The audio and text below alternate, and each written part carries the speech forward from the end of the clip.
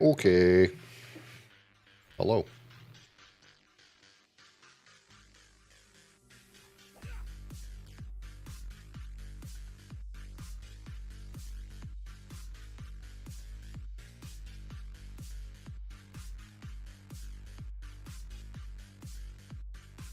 Hello to you.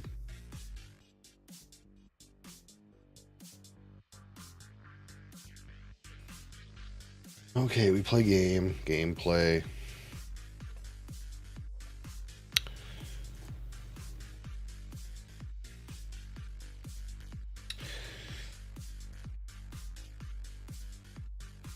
Something, negotiate with Cyclops, something. Let's dump all this shit.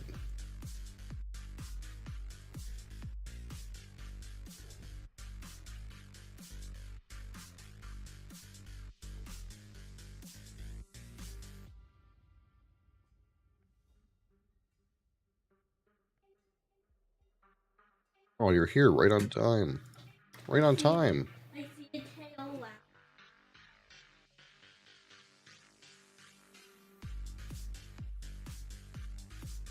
Yeah, you're here right on time. It's like you knew.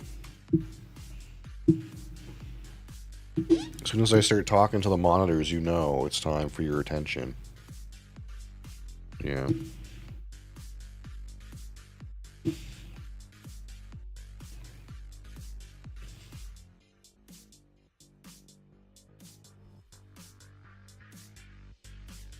It says I need 20 minor among other things.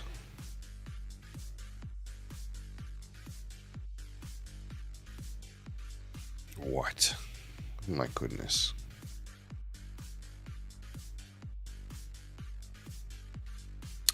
Well, I could mine some things.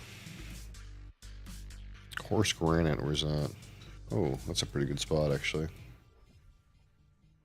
That's a pretty good spot, you know?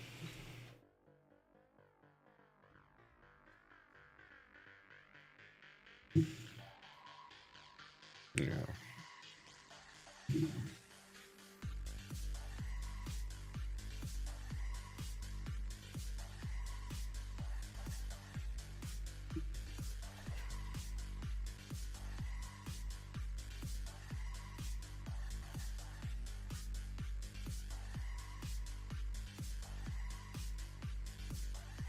It's a good thing this is a one-handed game.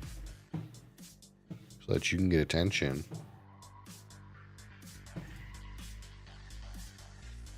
Some other games I can't pay that much attention while I'm playing. Yeah, oh my goodness.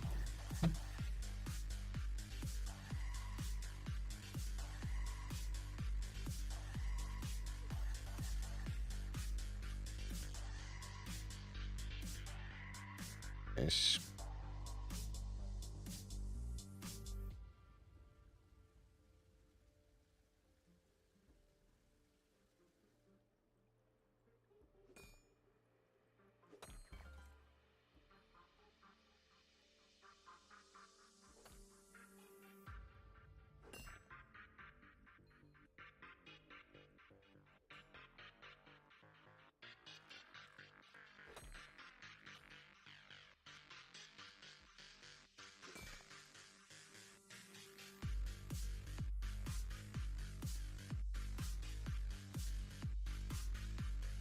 Careful.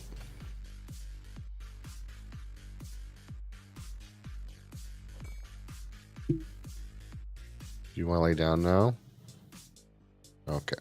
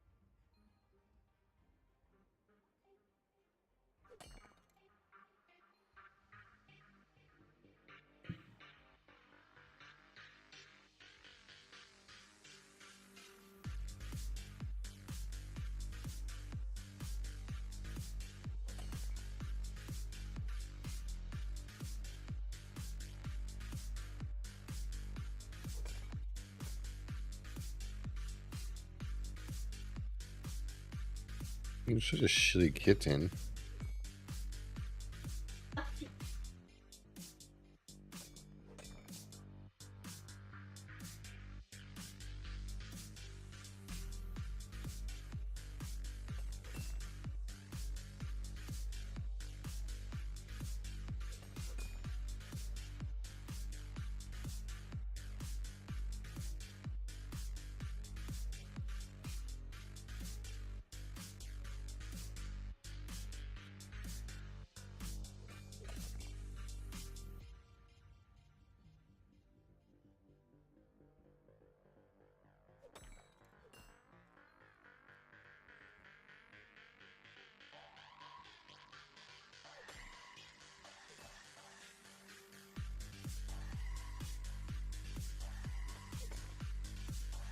It's going.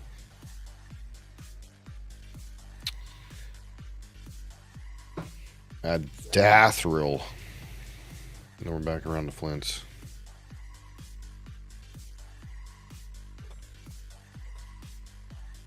It's like a pretty nice spot though, because you can just dump it right here.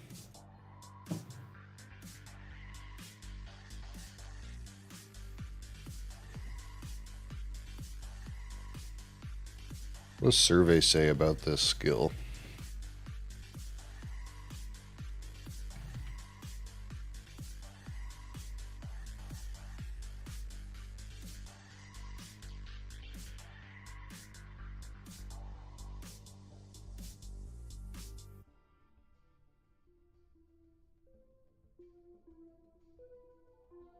She says the XP per hour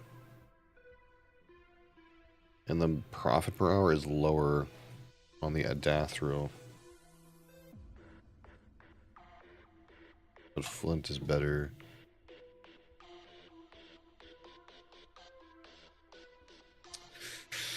I don't know, man. I think it's because my chat's an exclusive club. It's got to make sure that you pass the vibe check, you know? Do you pass the vibe check?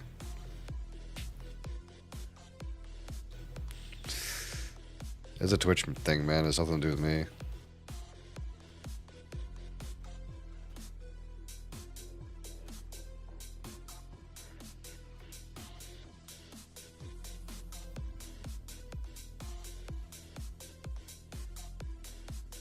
God dang Twitch TV.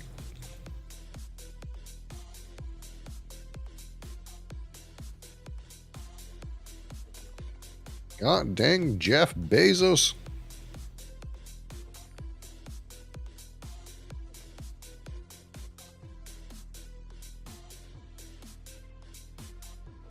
That happens all the time on the Twitch app, though, honestly. Whenever I use it, chat just, like, acts like shit all the time. You'll just, like, not be connected, or won't connect, or I'll, like, type something and, like, it won't come in. Like, it'll look like I sent the message to chat, and no one will respond to it, and I don't see any other chat, so it's like, clearly I'm not connected to chat, even though it's acting like I am connected to chat. The app's kind of trash, honestly.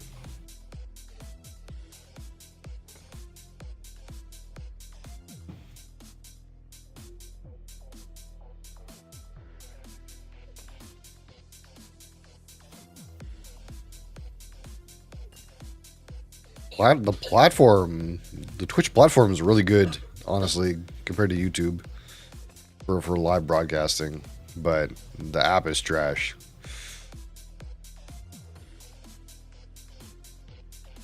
Yeah. That's sort of like what happens with programming in a nutshell, though. Eventually you get these programs that are so complex that when you change anything, it impacts everything else.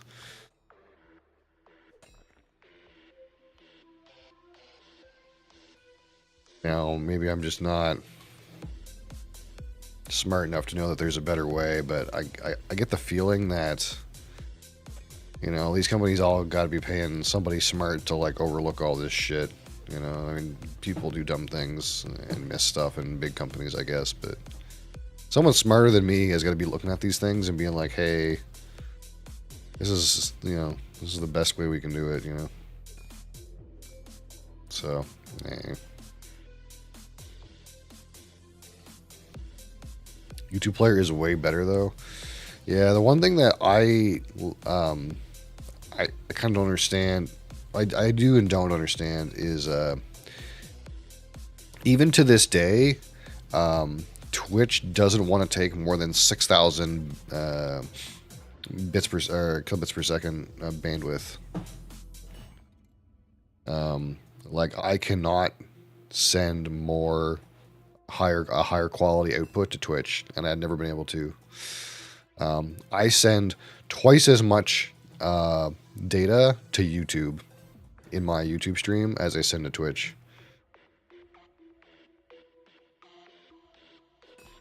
You can rewind live stream. Yeah, that's a really popular feature of YouTube. Because if you miss something, you can go back.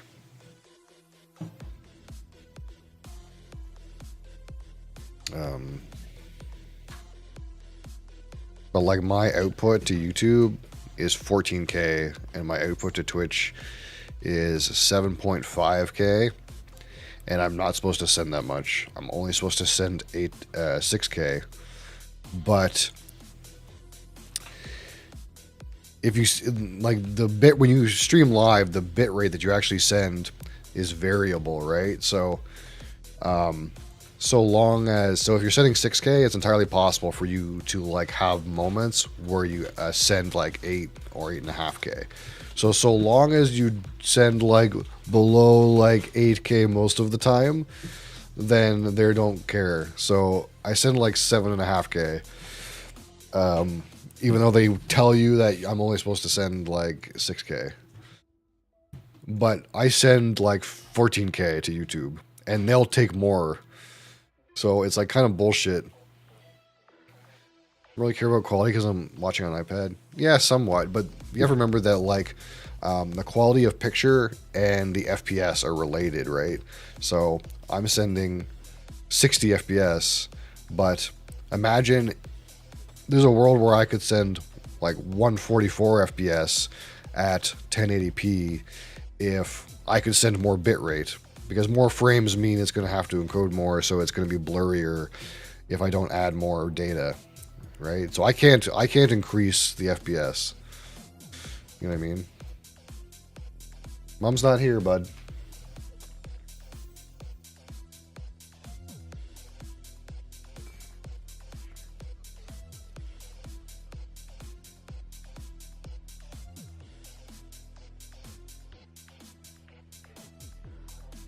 So in some ways, it's like disappointing that Twitch won't take a higher bandwidth. But that being said, the Twitch encoding on their website is way better than YouTube's. Like if I send 6K to Twitch, or I guess 7.5K to Twitch like I do now, it looks as good as you see. But if I send this exact same stream to YouTube, it looks like shit. You almost have to send more bits to YouTube, because they like re-encode everything you send them in their own shit, so it looks like crap. It's like gets double encoded. But that being said, the ceiling on what you can send to YouTube is higher, so I could send like 30K bits to YouTube, and they'd be fine.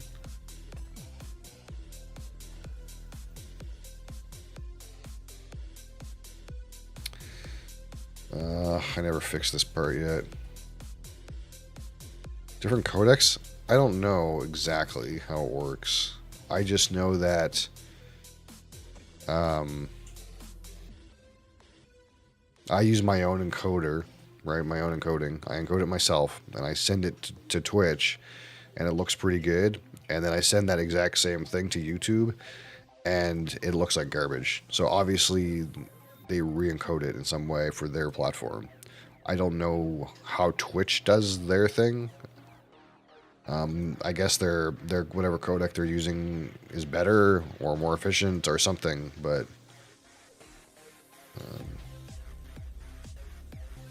for 1080p streams in roughly the amount of bits that I send, or that most people are allowed to send, Twitch looks really good for this particular quality range. It's almost like it's been optimized for 1080p 60. But if you wanted to do any more than that, it doesn't. There's just not enough data.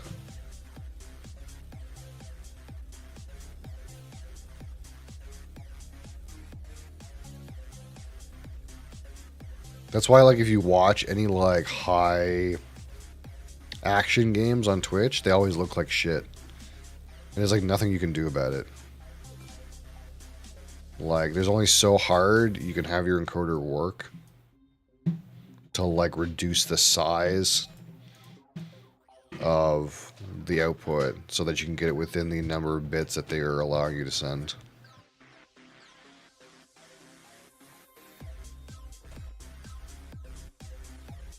Like, when I first started broadcasting again, I was streaming Final Fantasy 14, and any boss fight in that game looks like hot shit on Twitch.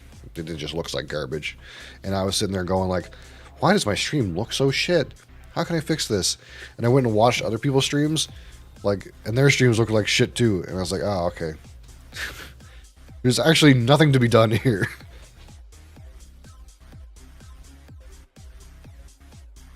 It's just gonna be soupy no matter what.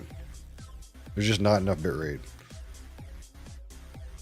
But for a game like this, it looks really good.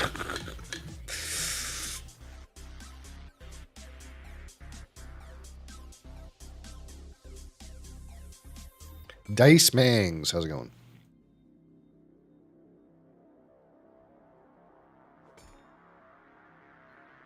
So we're doing this until what? 18. 18.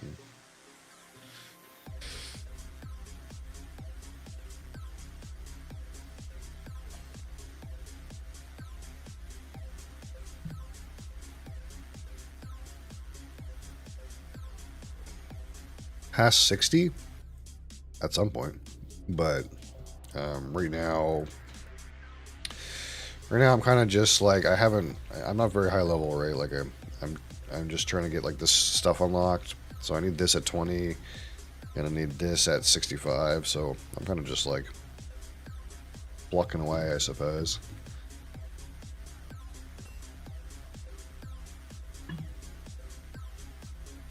I'll do that eventually though.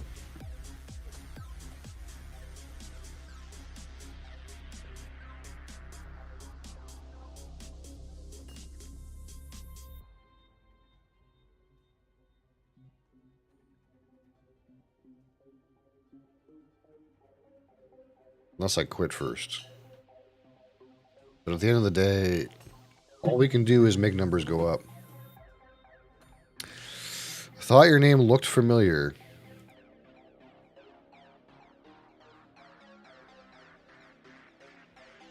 Does it? I'm not sure we've met.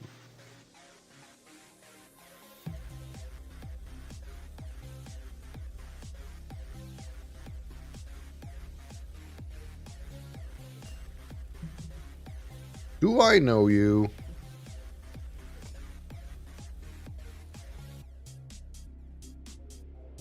Oh, you're in my vicinity, you're saying. I see. Yeah. Hi.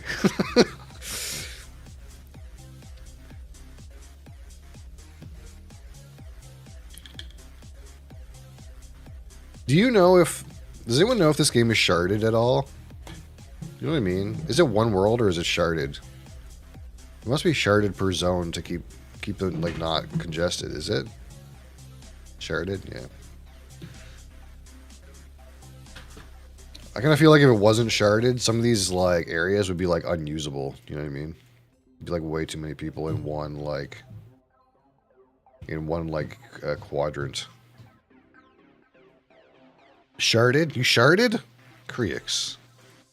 Lay off the Taco Bell, brother. Come on, man.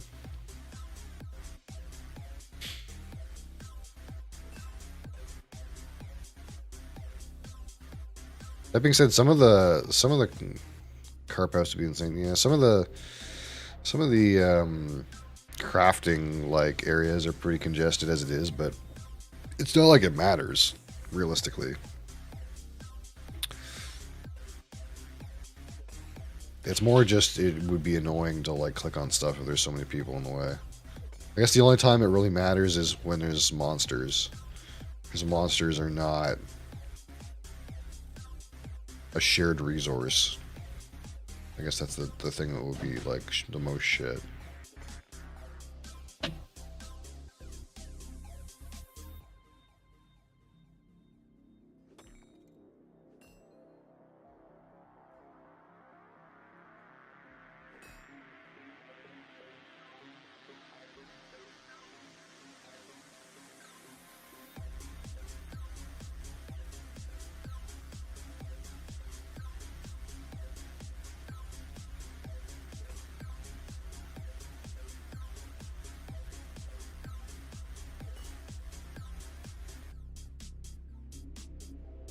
Oh, there you are. Hi. I see you. I see you.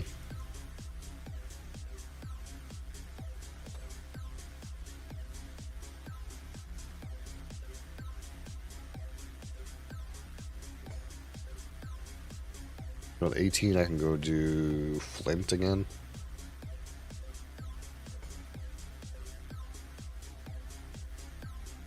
Plant, yeah. Yeah, I'm gonna go to Flint here in a second. I'll be back around to rugged Flint. 110, nice.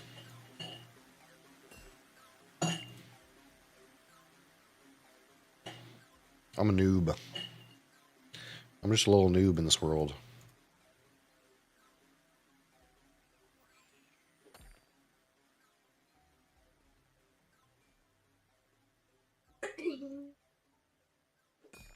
I've been playing hardcore WoW, and I played some hardcore Path of Exile, and I was kind of like playing this like when I wasn't streaming for like, I don't know, maximum an hour a day probably. So I'm not racing in any capacity. I'm not going to even pretend that my pace is to match anybody. We're just chilling. We're just big chilling. I'll gotta start somewhere, yeah.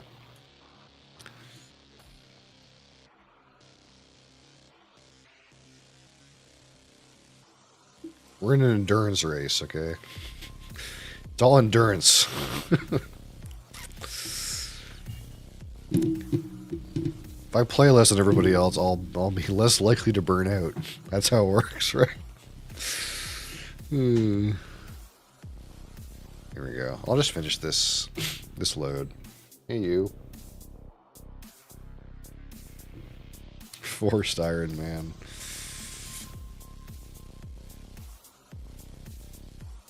You're back. Yeah, you're back.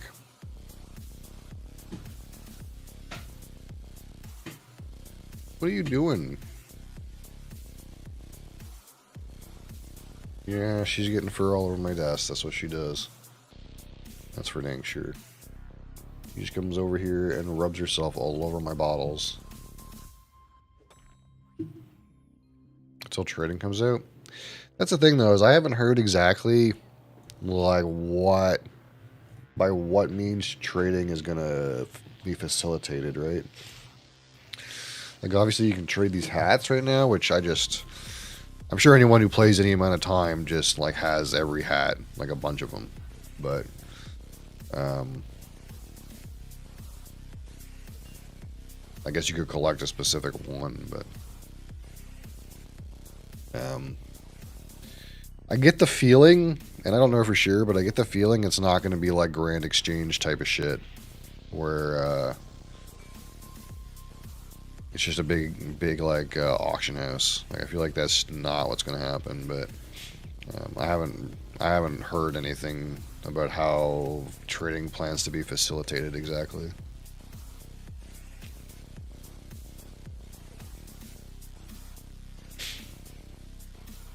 Trade bank to bank? How does that work exactly? Is it just face-to-face trading? Like old school style?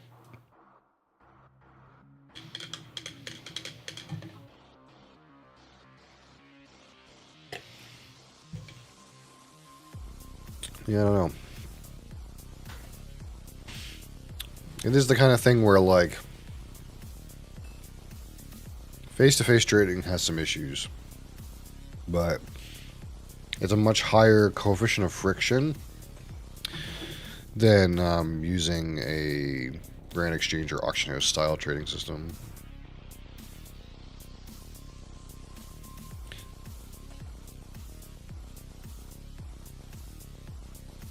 Garfield. Unfortunately, she's not a Garfield. She's an Adria.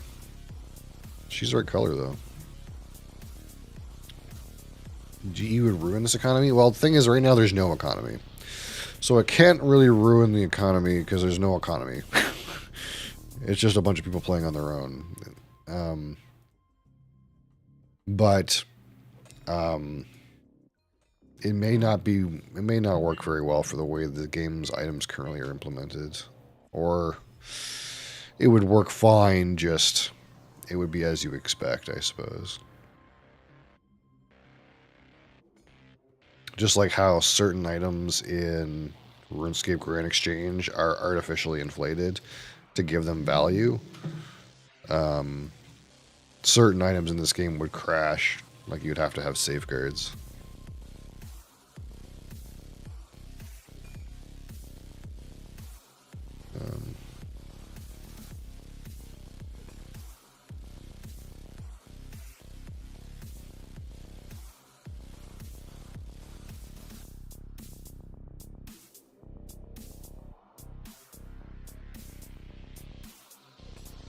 I think one of the things that's like a show of any form of player trading in a game like this is just comes down to like how much do you care about the integrity of the item system, right? Because like right now, since there's no trading, everything I'm doing is of high enough value because there's no other way to get it. But it's like if some guys are botting this, say, and there's a shit ton of this on the available for trade, and I go buy it with money, it's like all of a sudden doing what I'm doing right now is a bad value of my time, stuff like that.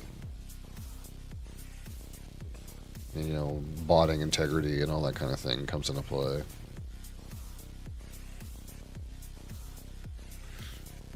I almost would like if, since it's kind of like Iron Man right now, I almost wouldn't hate the idea of like before they add trading, just like give you the option to tag your account Iron Man. Because everything right now is Iron Man.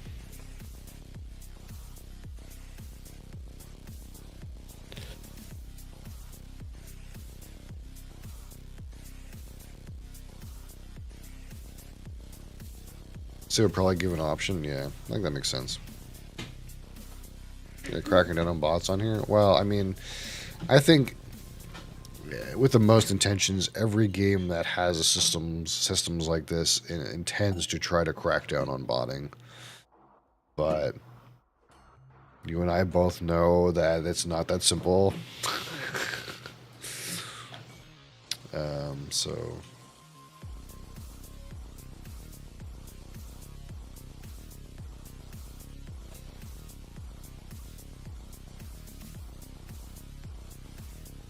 sleeping bags. What is this? Sleeping bags.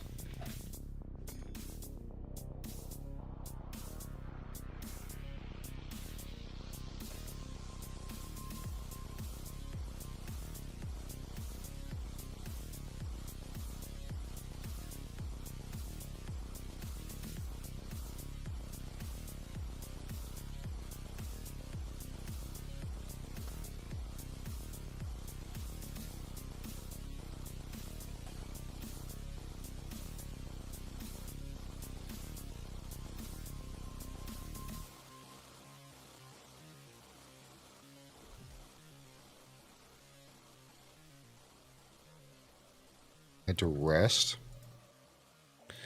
RuneScape 2. That's the one that was like the really old one, right? Before Before OSRS, right? Like the old one. The super old one.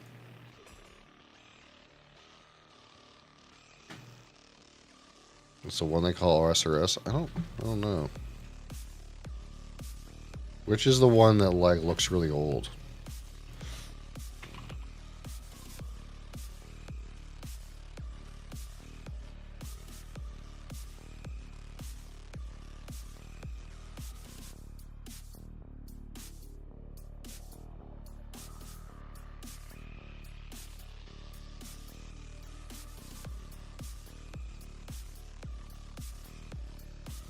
I guess the one I'm thinking of is RuneScape Classic.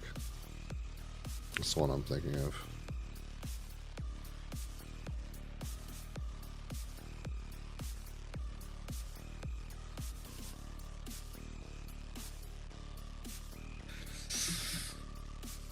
RuneScape 2 doesn't look that old, but I guess it's because I think of it after its graphics were updated.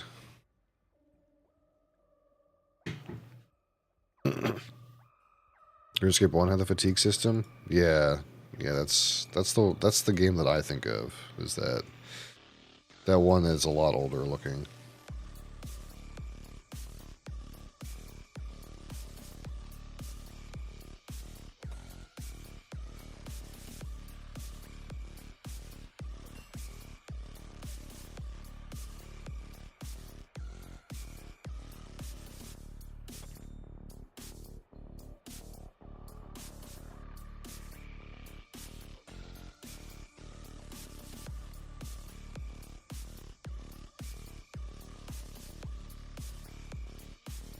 I did not play that game very much. That was the kind of game where it's like,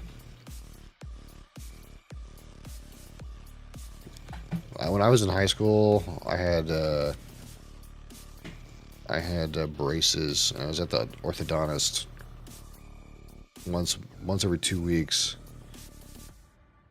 and they had a computer there, and I would play the RuneScape Classic on that computer. That's like my experience with RuneScape Classic is I would play it for like 20 minutes before I got my braces fixed, my wires tightened.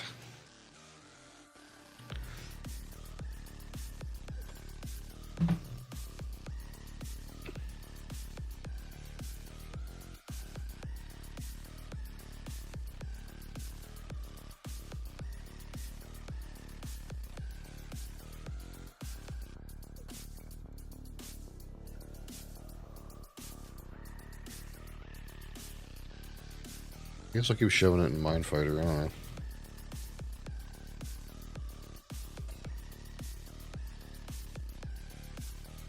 I do need to get my potion up. Oh, I meant to go do Flint, didn't I? I just zoned out and kept clicking.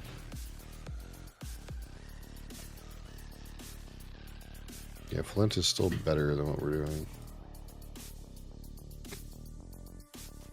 Not by a whole lot, but by some amount.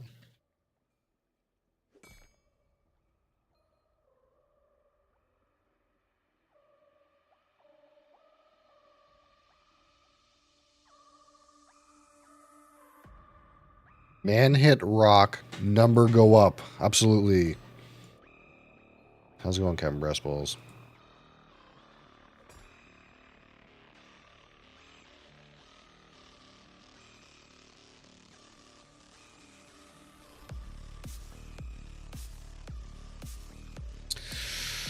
Is it faster to TP? Probably.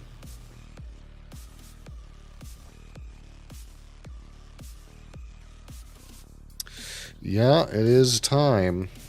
It's time for the new year.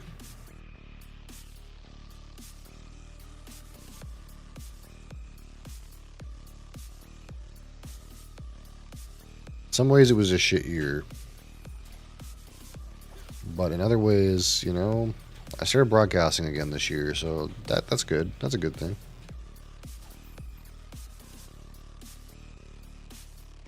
You finished Spider's Nest? Yes. Yes, sir.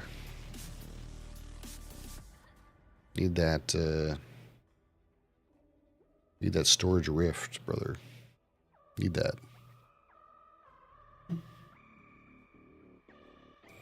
Tempering your enthusiasm. Well, what part of your enthusiasm needs tempered? That implies that you're enthusiastic about something.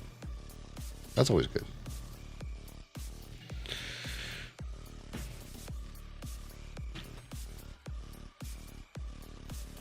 2020.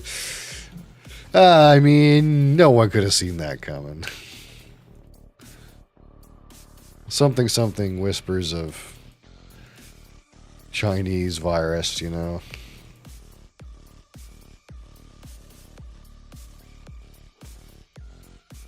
I don't hear any whispers of Chinese virus these days. It'll be fine.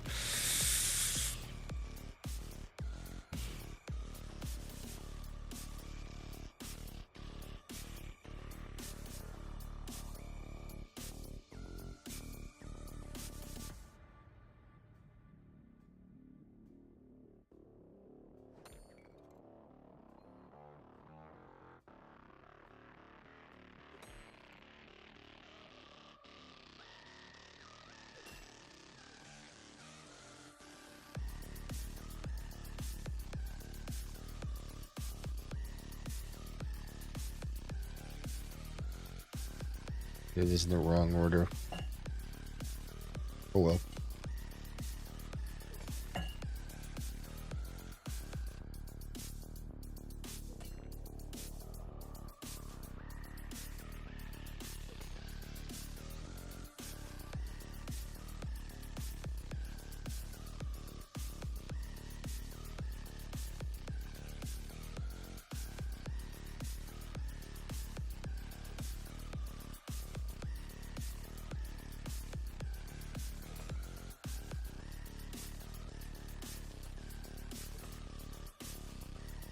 Arctic Zomboid.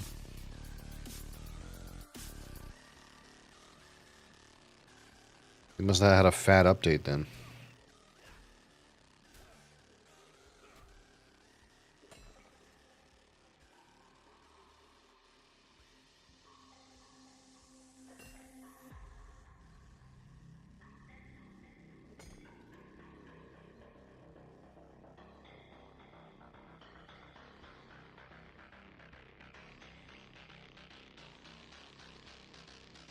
Still wonky. I think that's one of those types of games though that's like it's always going to be like a little wonky on some level. I think like games with large amount of generation, you just can't account for everything. They're always going to be a little bit wonky. Some people would call that charm. It has a certain charm, you know?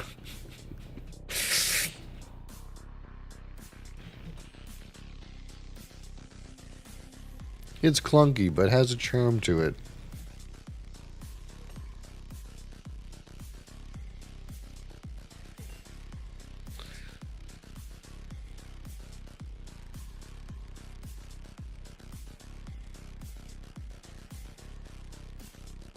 That are good, quote unquote, the game get hosed by comment in a long enough timeline. So it's something that gets progressively more difficult. That's not obvious by like watching. I like watch people stream it, and it kind of just looked like an isometric DayZ.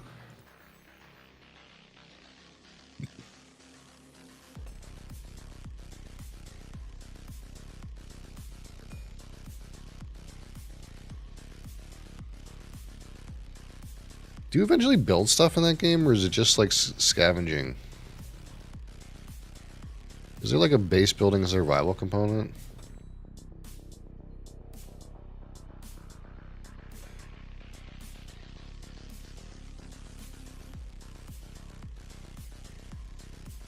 Oh, I see.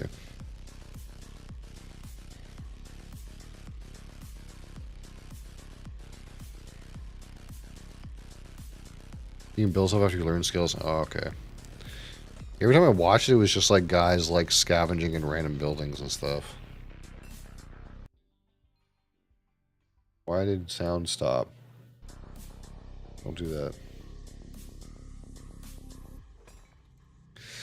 Oh, where is that? It's in here somewhere. Here it is.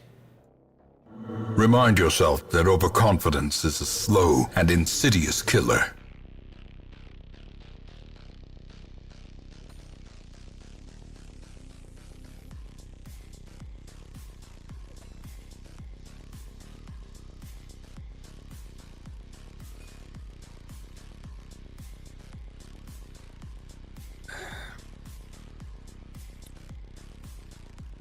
You talk about a game that was personally sort of a disappointment for me. Darkest Dungeon 2. Ugh. I wish it was better. I wanted to like it. I played a lot of it. I wanted to like it. But it's like not as good as the first game. They dropped the ball. Really? But it's not the same game. It's just, that's the problem with it. Like the first game, it's like, if you're familiar with it at all, it's like it's like a roster management thing, right? Like you have several guys of several different classes and they're all like a little unique. You could have two clerics and one of them's batshit in this way and one of them's batshit in another way. But in the second game, it's like not like that at all. There's no roster. It's just you pick what classes you bring to the like Slay the Spire style roguelike session. Rather than it being like a roster management thing where like if you like fuck up and a guy dies, he's dead forever and off of your roster. It's kind of more like you do a run, but you can't, if your guy dies, it doesn't matter. Like you just try again. I mean, like there is a thing in the game called memories where like you can pump a guy up so long as they keep surviving, and then if they die, they lose their memories, sort of thing. But it's just not the same game, and it's just, I don't know. Well, it's not perfect. I wanted another like game where you had like, you know, roster management part. And it's just not that. That being said, like I completed the game. Like I did all of the acts or whatever, but I didn't do any of the like end game content because it was too samey and not interesting enough. Yeah, they completely changed the mechanic. Like the game's 100% different. The only things that are the same is like some of the classes and their abilities are the same.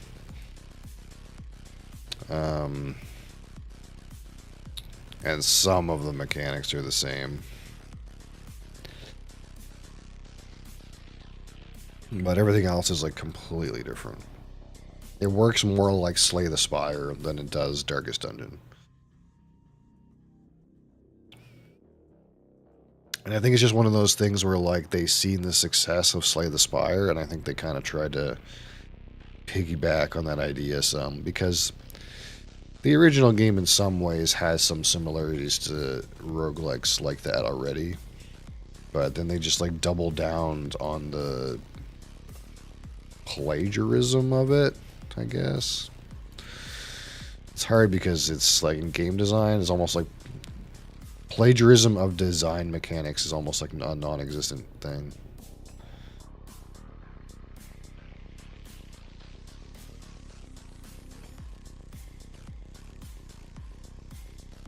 People just take whatever design mechanics and do whatever they want with them. It's not like, you know, people can sue. Thankfully, double-edged sword, you know, like that way people can't have a monopoly on a design, but at the same time, it opens up this world of like people copying things without making them any better. And you end up with like a bunch of games that are not very inspired. You know what I mean? So it's good some ways and bad other ways.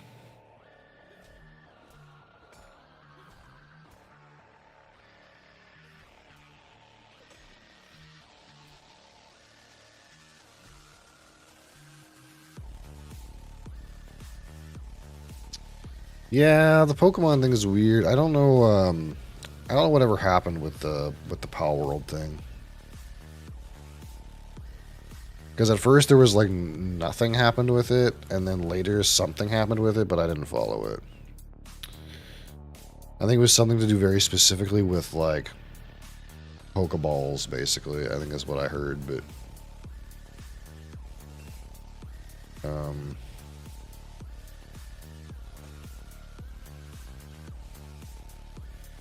it's one of those things where it's like it's that weird place where design and IP kind of like intersect, right?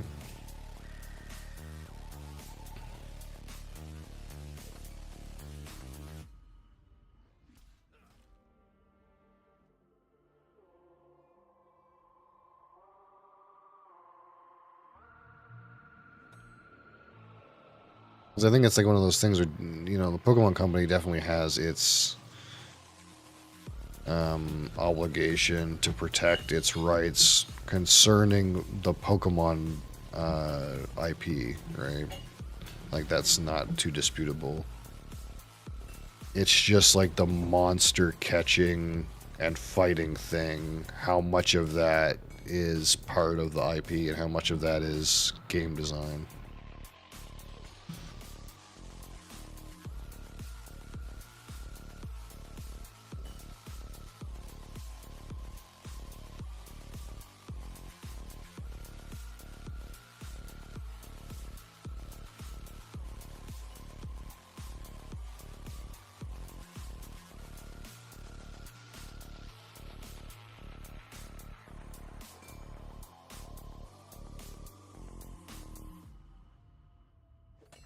In some ways, it seemed like they almost exhibited some amount of restraint with it because I think like one of the common strategies for big companies like that is to just throw legal money around, right? Just like slam a small entity in legal fees such that they can't afford to defend themselves, and then they just submit.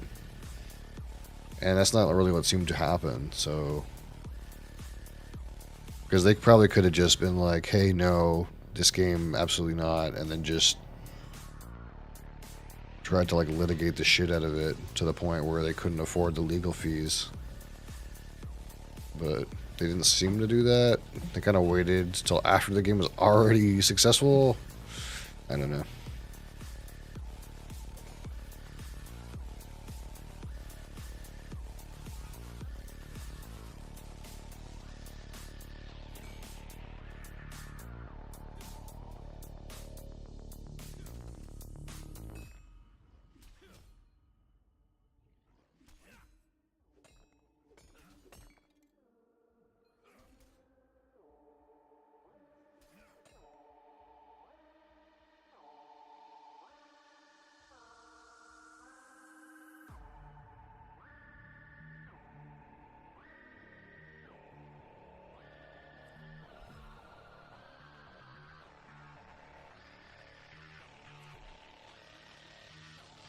Something I don't like to see though personally.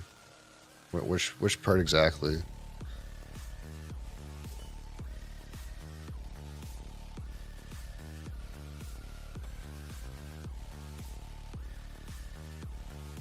More Blizzard slash Activision shit studios pumping out recycled bullshit year after year. Yeah. Yeah, I know what you're saying.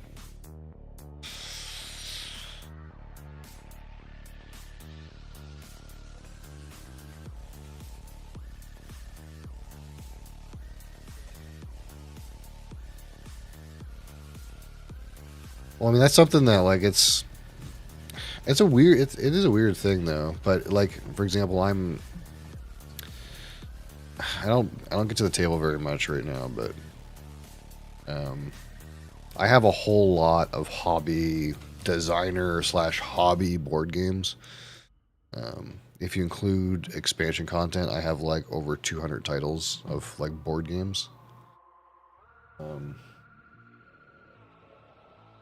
I don't know. One of the best ways to find it is if you're on Discord and you uh, look at my Discord profile, the like image in my Discord profile as like one of the shelves. Actually, that shelf's not there anymore, but um, but in hobby slash designer board games, mechanics are so widely adopted in very similar ways among all of these designer board games that it would basically be impossible to even determine, you know, who they belong to. It's like every second game has some variation of the same mechanics reorganized in a different manner. I have a deep hatred for these mega studios. Yeah, there's again, like, it's one of those things where it has ups and downs. It's that situation where more money makes things better, but more money also leads to monopolization, and monopolization makes things worse. So.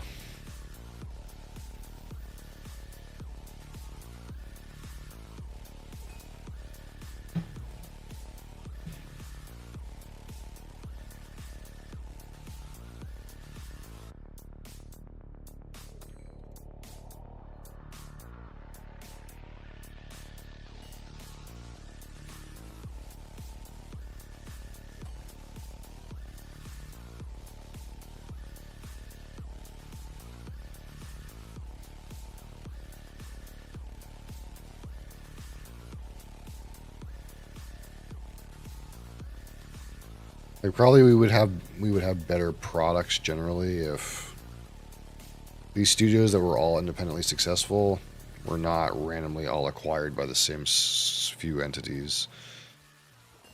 But the system hasn't told them no yet, so.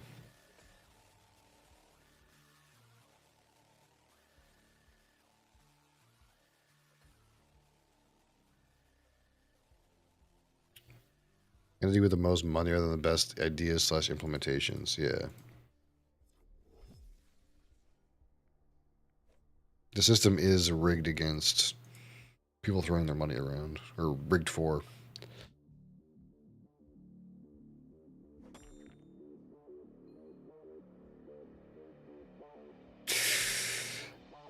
But Bobby's gone now. We can't hate him anymore, right?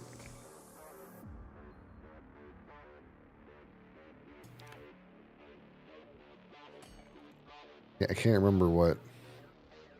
There was. I think the last thing every time we bring up Bobby, I just keep thinking of like the last thing I heard about him, where like he was trying to like convince like Mark Zuckerberg to buy TikTok or something like that, or some kind of weird like social media thing. That's like what he was involved in or something.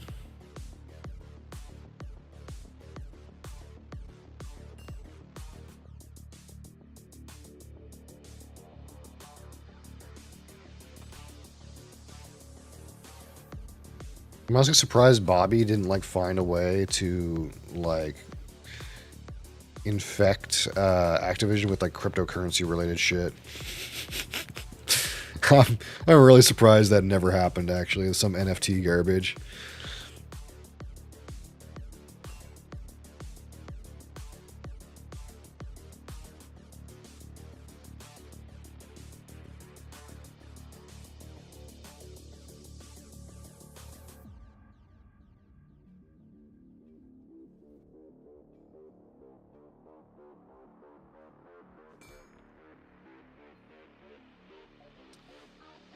What was the face? I think what's his name has something to blame too. What's that guy's name?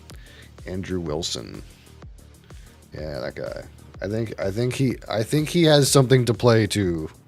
Let's be honest. But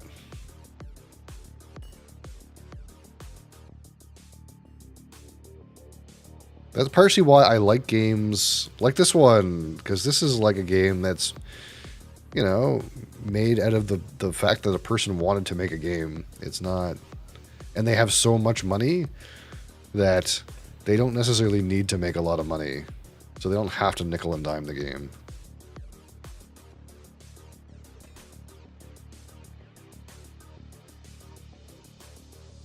It's almost like you need that person who wants to make a game and has so much money that they don't necessarily need to make more money. It's like the kind of studio you want, where money is not a factor, but in order for money to not be a factor, the person has to like have so much money that they don't care about the money.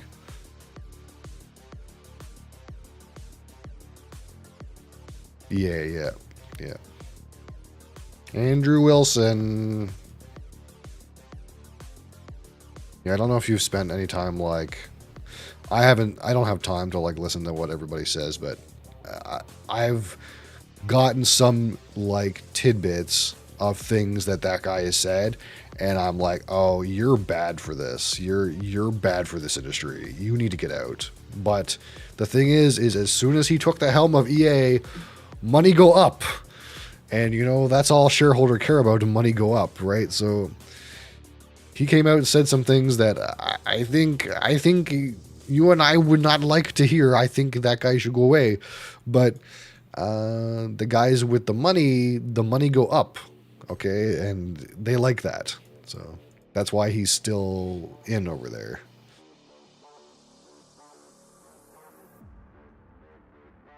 Money go up until now. Yeah, we'll see. We'll see. Something damage is done, I guess. I don't know.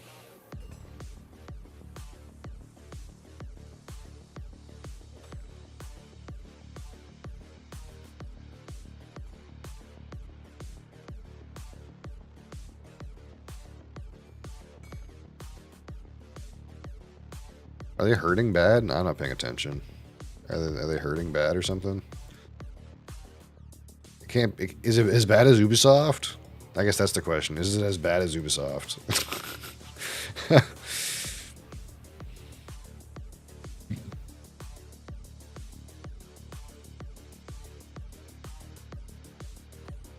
Poster child right now? Yeah.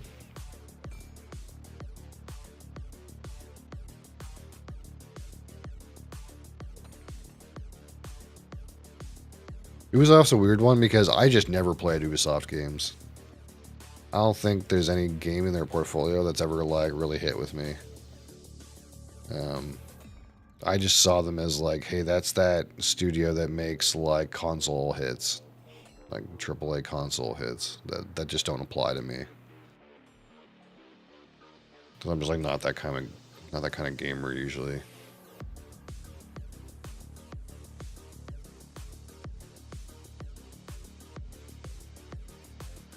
I haven't been a console user since. Well, I played the Wii U a bunch, but I only played one game, so that barely counts. But I haven't been a console user since the PS2, really.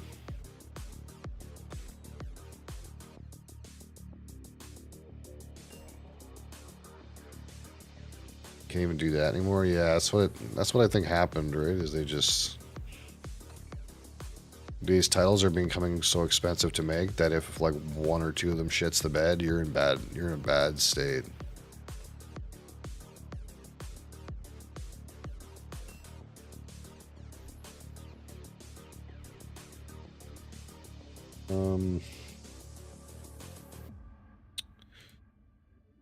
So let's see. I can get no, that's less XP.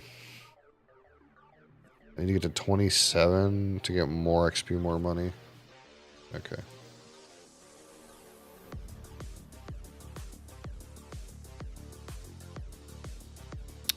Number go up. Unfortunately, we need number to go up a lot.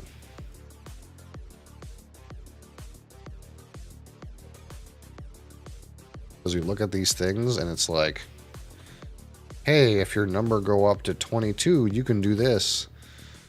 But based off of the mathematicians on the wiki, this is still the most efficient thing to do until I'm level 27.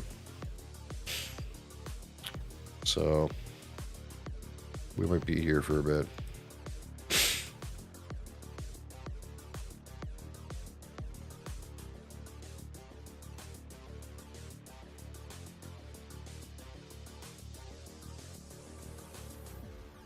I always feel like in games like this, it would like, it's bad, but it'd be more exciting if there was like rare drops. Because right now, I click the rock, and the same rock come out every time. We need some gamba involved here, okay? Like, maybe sometimes shiny rock come out, you know? Big excitement. Keep that engagement high. Shiny rock, good, yeah.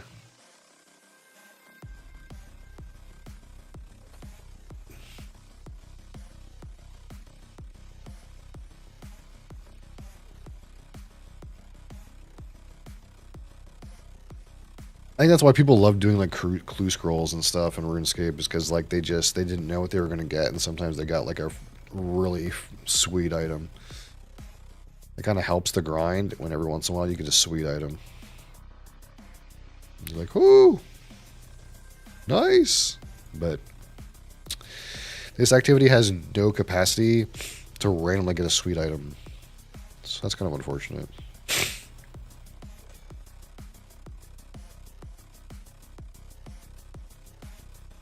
It's just hit rock.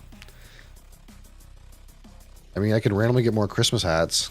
I just got another one of these fucking blue Christmas hats.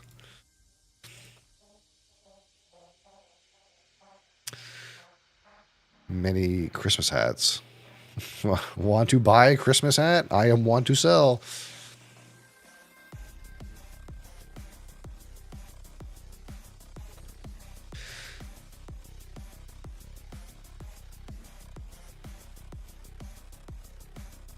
You will crash the rocks. You will crash them. Then you will eat the slop and go to bed, and then you will crash the rocks again.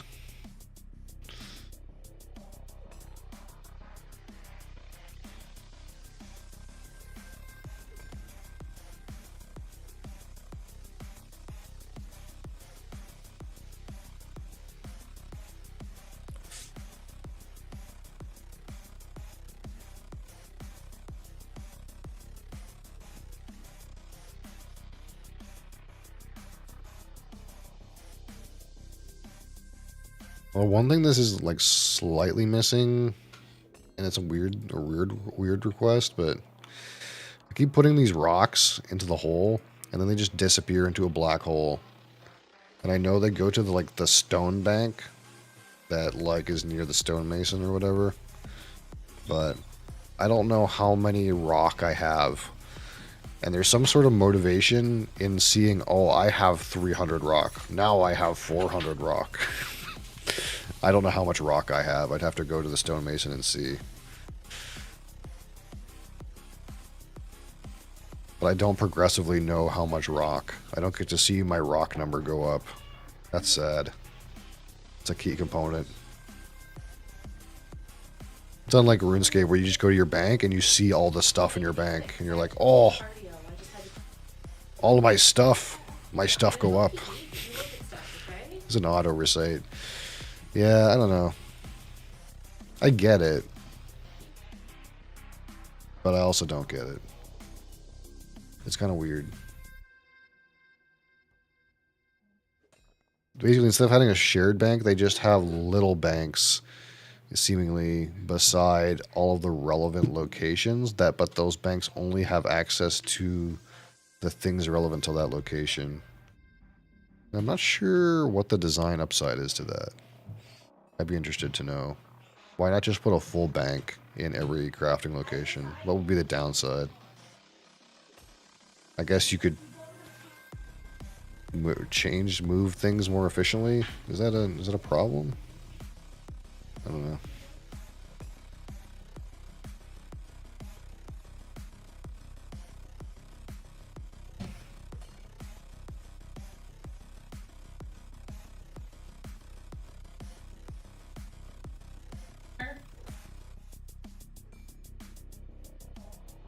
I guess you're trying to avoid some kind of weird thing where no, but if your whole bank is in every location, it shouldn't matter about transportation. I'm not sure. I'm not sure why the banks have to be segregated based on item type. I'm not sure what the design idea is. I'm sure there's some reason, but I'd be interested to know why they chose to have all the banks segregated. And when you mine stuff, it just goes into a little hole. It's not like you open your bank and deposit in your bank. It just, you dump it in a hole, and it goes where it's supposed to go. But why not just have it be a shared bank? Deposit only. I don't know.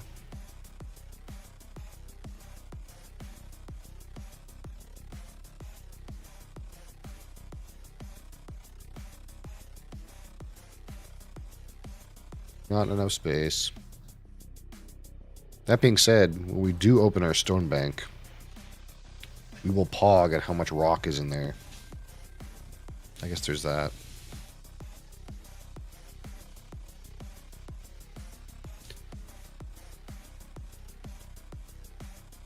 But I kind of have to trust that they're well managing my rocks. What if there's a bug and I'm losing rocks every time I put rocks in the rock hole? I wouldn't know. I have to trust the game that it's sending my rocks to the right location. What if there's a rock tax and it didn't tell me?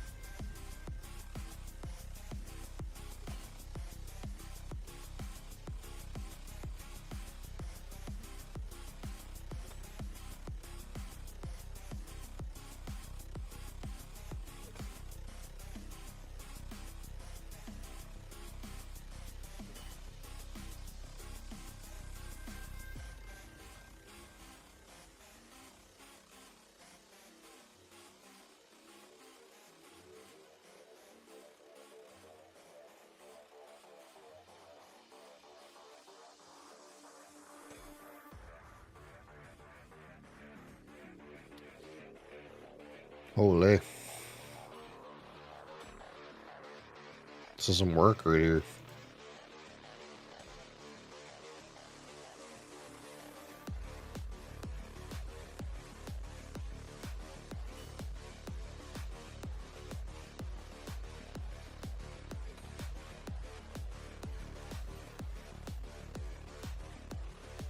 I guess I can click this now.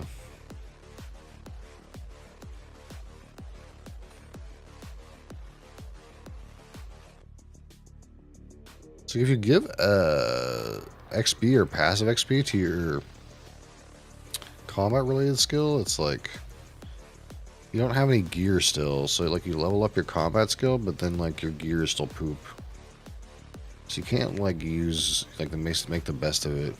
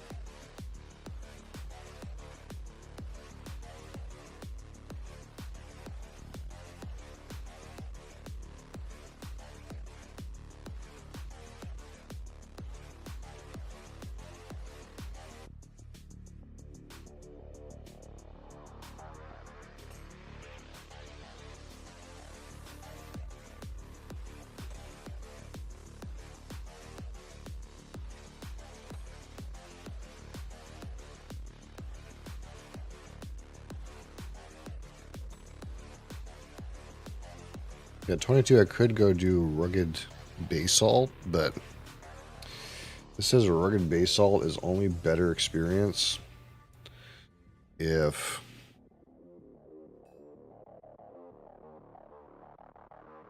I drop the ore on the ground and don't hoard it, which that's criminal. What do you mean drop the ore on the ground? Who would do that? Probably because like sending it to like the bank is just like too much farther away compared to this.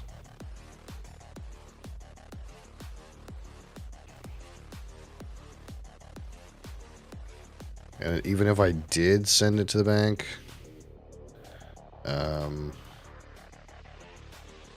be making less money per time. No leave rock on ground. Yeah, some people, they just care about this number go up. So when they want to make this number go up the fastest, they don't have time to put it in the bank. They just put rock on ground and go again.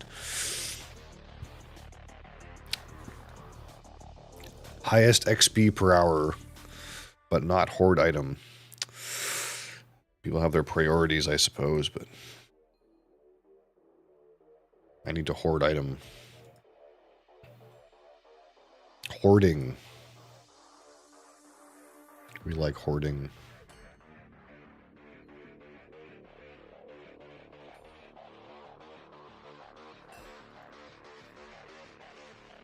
This guy's got XP potions.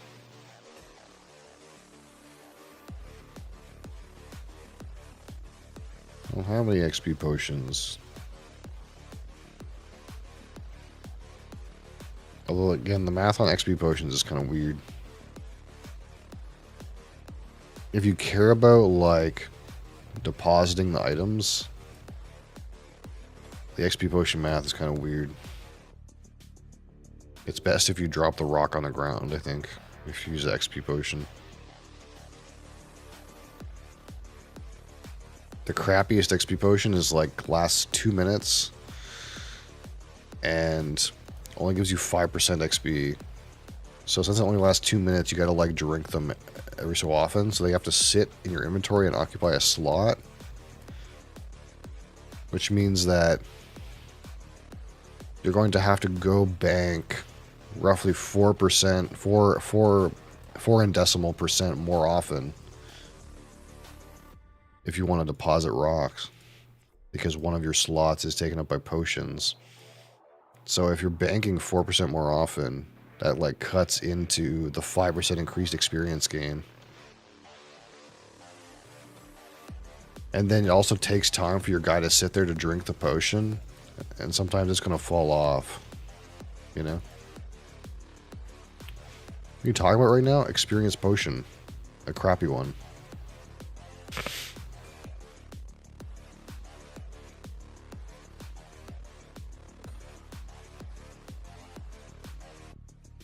All XP pots are good. Yeah, I'm just saying mathematically. Entertain this for a minute. If you're depositing your rocks, not worth using till higher levels. Okay, I mean, that might make sense. But if you're depositing the rocks in the bank, if your pot has to take up one of your 24 slots, then you have to deposit rocks. You have to spend time, wasting time, depositing rocks into your bank 4% more because you can carry 4% less items. So you're spending 4% more time, like 16 rocks on one pot. It doesn't really matter. If you have infinite number of pots, it doesn't really matter how many rocks you get out of one pot. That doesn't really matter. Because you're taking up an inventory slot. So you're spending more time running to deposit rocks, 4% more time running to deposit rocks than you would if you had an empty inventory slot. Mr. Bee's Knees, how's it going? But that doesn't count for 4% XP, but it counts for some percentage of XP. And then, since you only can hold 23 rocks, if you're, say, example, 16 rocks per pot, and you're going to deposit rocks, well, your second pot, you know, doesn't even get used, falls off, and your guy has to spend time drinking the pot as well. So it's not exactly 5% bonus for like a 5% pot. It like there's an overhead from taking up a slot and having your guy drink it, and some of the rocks not getting applied. So it's most efficient if you just drop the ore on the ground. Like it's closer to true 5% XP gain if you drop the rocks on the ground rather than deposit them. Especially if the deposit point is far away. This one's not so bad because the deposit point's like right beside me. But it's not that it's not upside, it's just like less upside than 5% because there's some overhead involved. The higher level potions that are like 8 or 10%, like it's like way better. But there is an inherent overhead in taking up inventory space. Also, me some rocks are close to the bank, thankfully. Yeah, some of the like ores seem like they're shit. Came here to hear about rocks. Like this Cabrinese thing, this one fucking sucks. There's another one that sucks too. Plantium's not that bad because you have this one. There's a couple ores that seem like they were hot shit. This one's not too bad. I think this is the worst one that I know of off the top of my head. Because either you got to go down around through here up here, which is terrible, and there's monsters here, or you got to go all the way up through here around like that. Like both ways are bad for this fucking thing.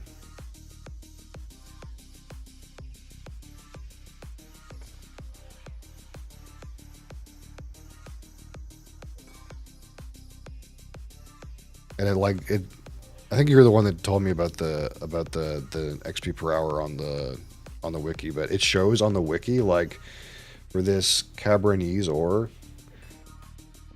if you deposit it the ore, it's like almost half as much XP per hour compared to if you drop it. Because the turn-in point's so bad.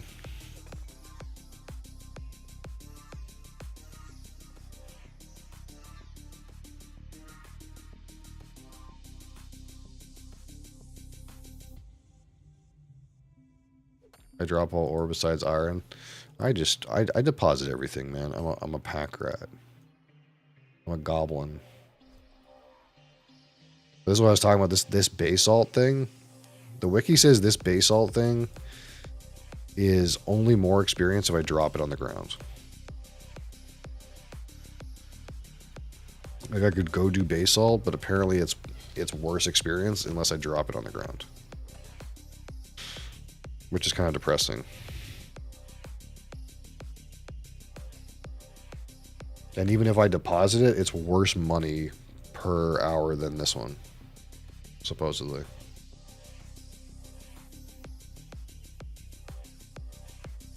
And the next one's not until level 27. But level 27 iron ore is better.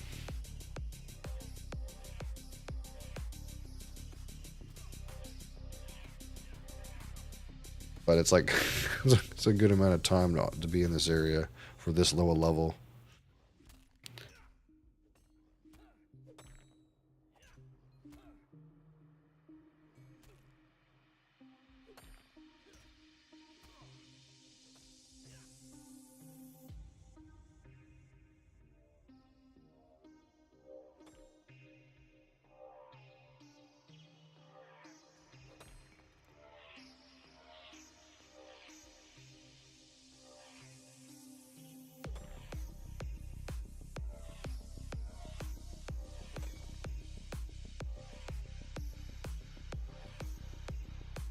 Huh?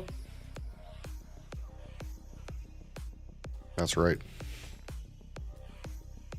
He's an ore dropper.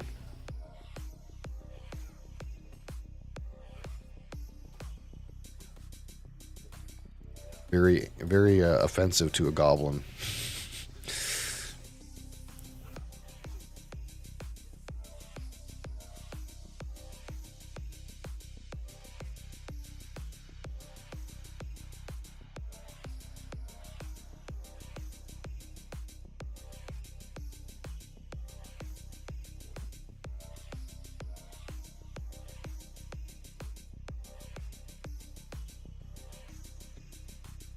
You mean don't need ore? You got to get all the numbers go up.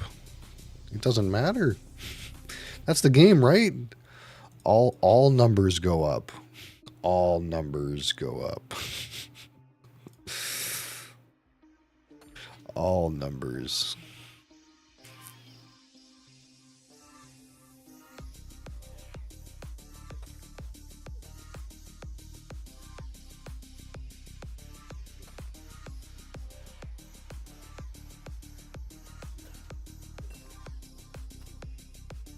You could put your knowledge points somewhere else, or you could do both. Wild concept too. You could do both.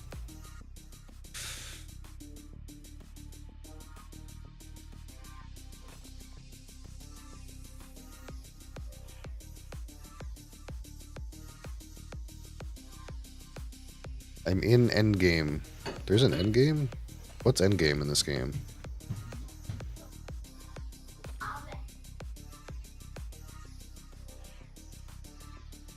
I thought it was just a game where numbers go up. $200 endgame?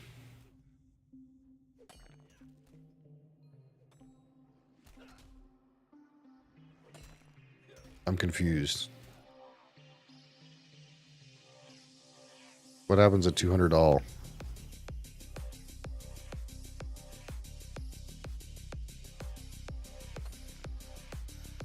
Don't you just make numbers go up again until they're 500?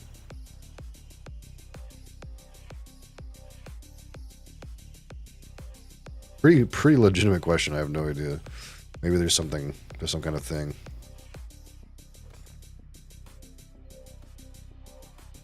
I just assumed the whole game was numbers go up until 500.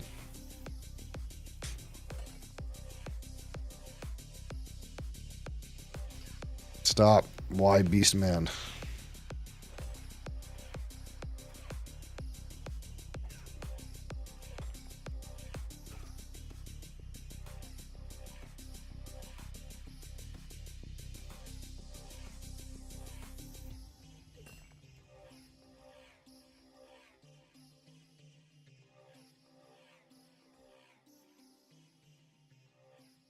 I can't remember which one of these rocks I ever click first. I guess it's this one.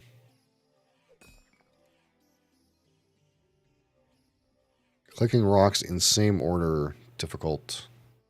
The difficult concept.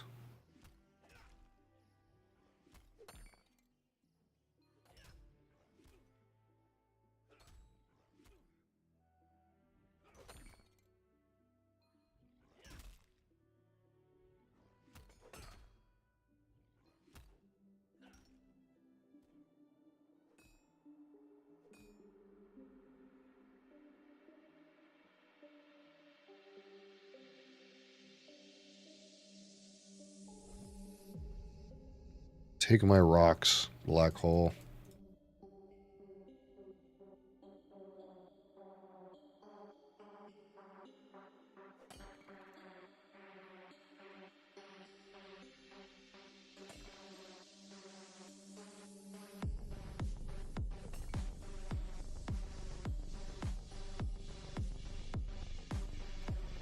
What's my numbers now?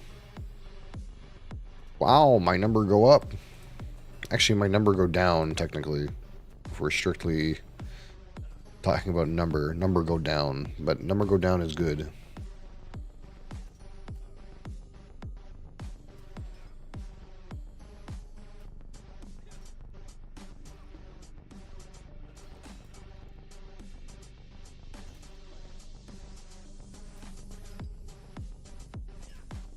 I don't mind this. Derp.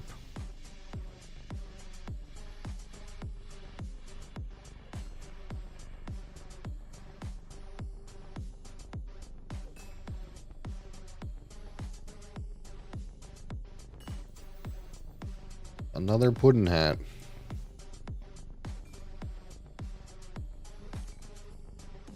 When do I get a new pickaxe? 43. Holy.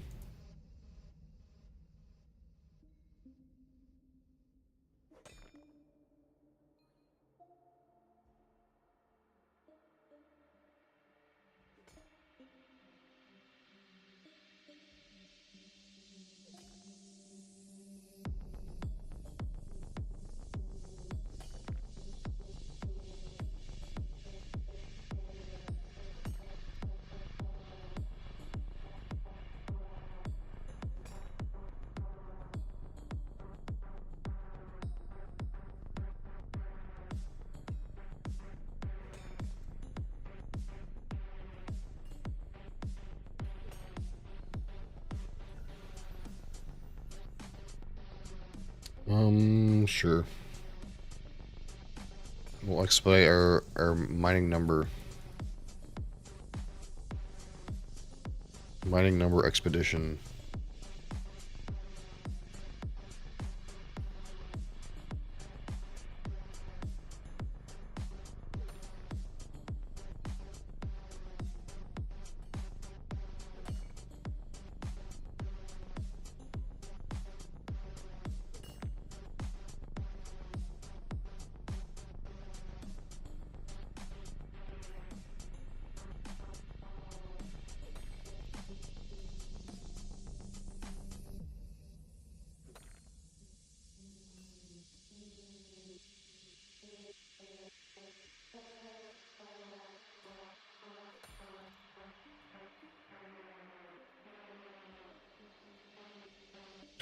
Ooh.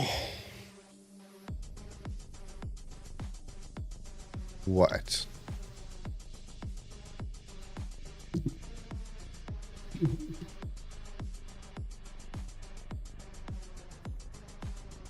Why are you clicking on rocks, Dad? You can love me instead.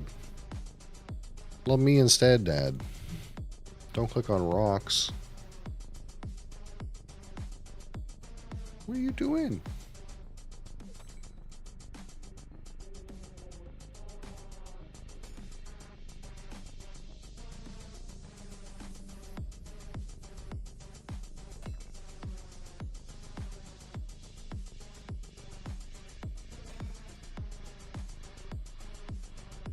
What are you doing?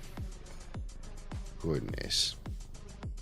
How come you were wet yesterday? What did you get into that caused you to be wet?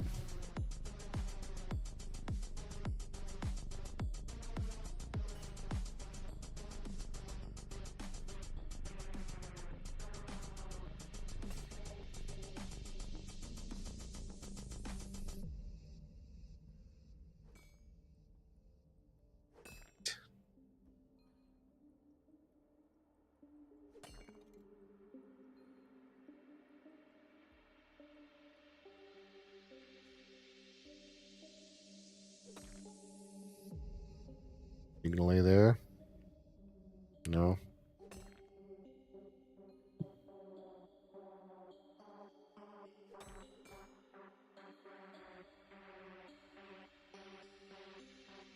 You're just propagating your follicles everywhere as you are wont to do. Don't turn up the volume. Don't want to blast anyone's eardrums.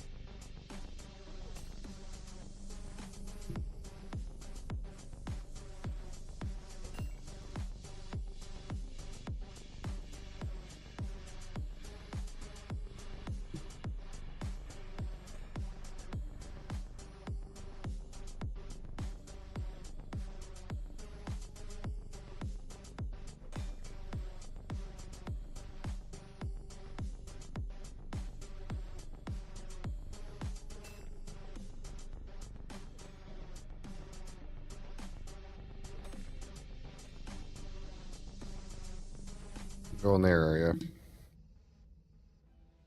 Okay.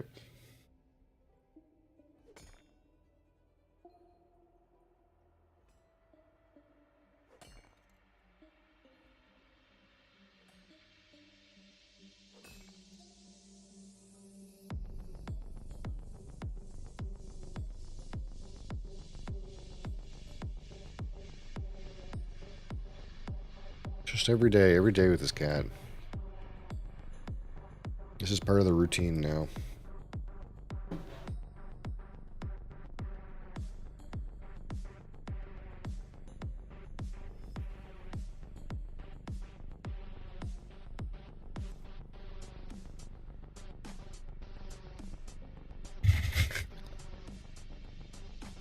I love that. I love that got auto modded. I love that got auto modded. Oh, that's funny. That's funny. I love that got auto modded.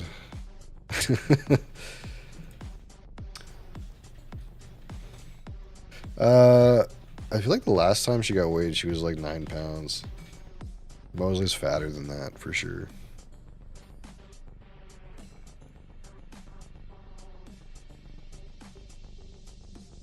Between the two cats, Mosley's the fatter one. That being said, he's been losing some weight. He's on the weight control kibbles. he was like 13 pounds or something like that.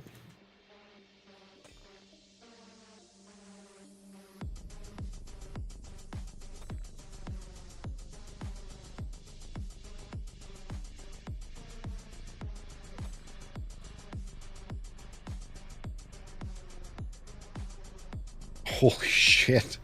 Some cats are naturally bigger, but I'm pretty sure Adria's like fine, and I'm pretty sure Mosey was slightly overweight. Weight control. There was a cat. He's huge. Yeah, there was a cat in her litter. When we went to go see them at the foster, and this cat's name was Target, and he was a male cat, but he was big. Like, the only reason we have this cat is because I told my wife I would let her pick which cat. And she was like, well, are you sure? You sure you don't want to get Target? Because this cat Target was basically looked the same as Adria does, except he was a male cat, and he was big, and he was really friendly with me. But he was a big cat. Like, he was probably like twice the size. Like, at the size of this cat right now, at 12 years, Target was the size of this cat at 3 months. Like, he was a big cat. He was going to be a big cat. But we didn't end up taking Target home. Because we can't have them all.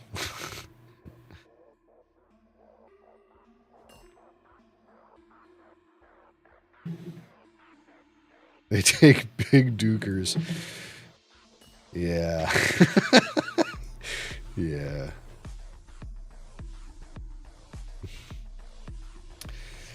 Mosley might bomb the litter box.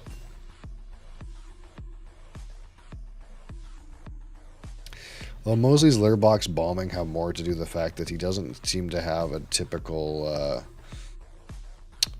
instinct to cover that for any reason. He just dumps it out and is like, okay, I'm going now. And it just is on top of the litter. Airing out the apartment. Someone's like a small child has learned to use a litter box. Yeah.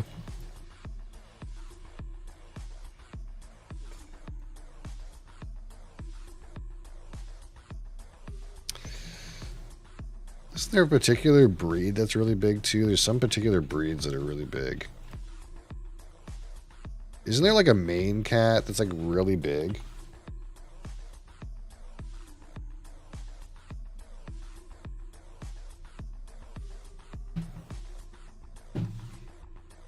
Yeah, Maine Coon.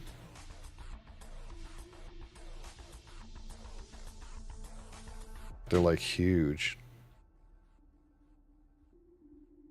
Male Maine Coons weigh between 18 and 22 pounds.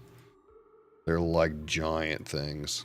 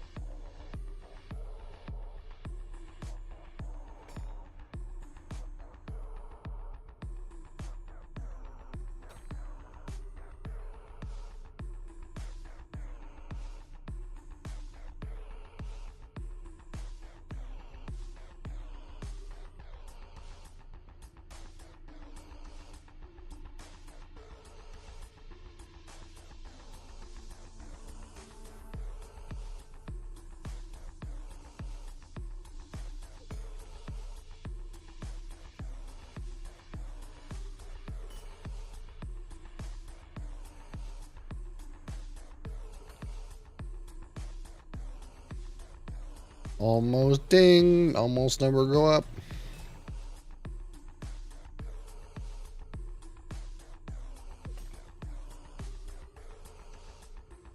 Number go up.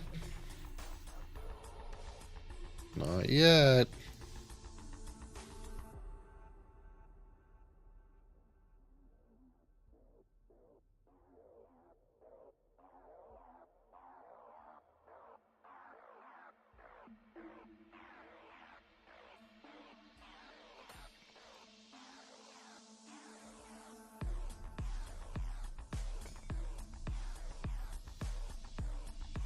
Well, at least we don't have any concerns about your purr machine.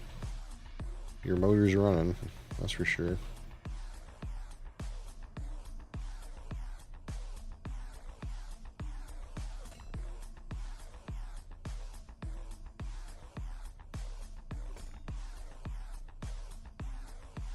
Crazy Daddy. That's a name.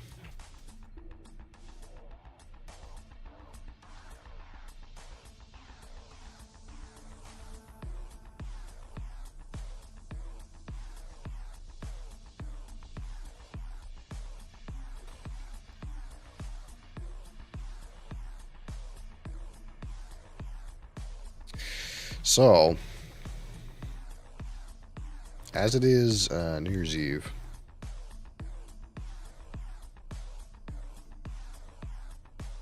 I actually have somewhat of a small whiskey double feature for you guys today. We'll do it in a little bit. I don't have a top list. I don't know if I tried enough whiskeys this year to feel like I could legitimately make a top list. Even though I did try like 75.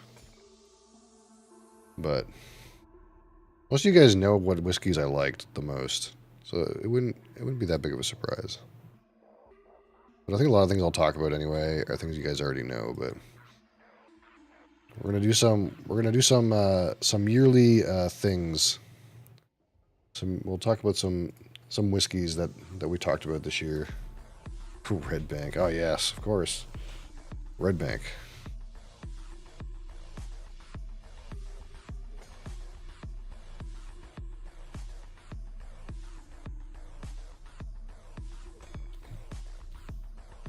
Talk about my most disappointing whiskey, my most unfortunate whiskey, my most inspiring whiskey.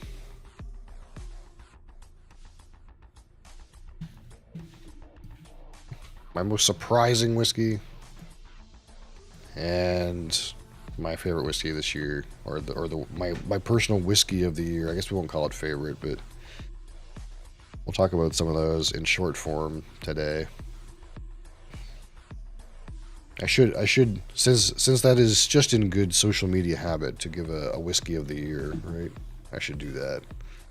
I only have so much time left to do it, so everyone else is giving their whiskey of the year. I should give my whiskey of the year.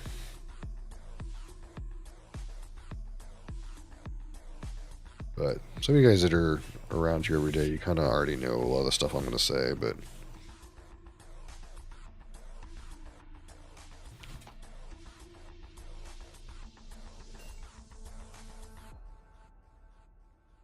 get some of that content out there on the interwebs.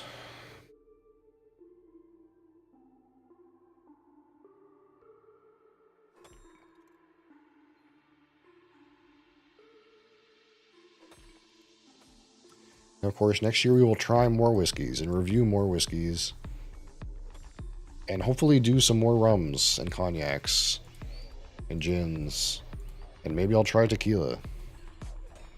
Maybe we'll have our first mezcal next year. I sure hope so.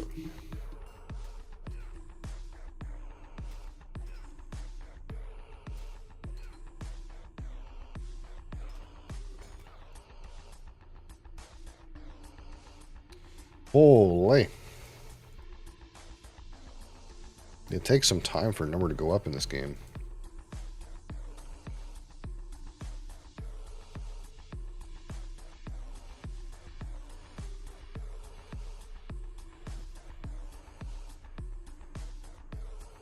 Must have so many rocks. I wish I knew how many rocks I had. A lusty Argonian. Wow.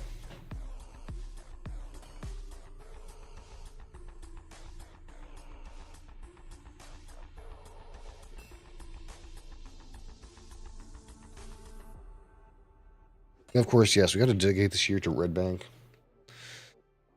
You know. We would have laughed less this year if it wasn't for Red Bank. That is true. That is a true statement. We have to think about what joy Red Bank has brought has brought into our lives, you know. I'm sure when Kiefer Sutherland created his fine whiskey, he didn't think of the joy it would bring to others. Or he just didn't realize what kind.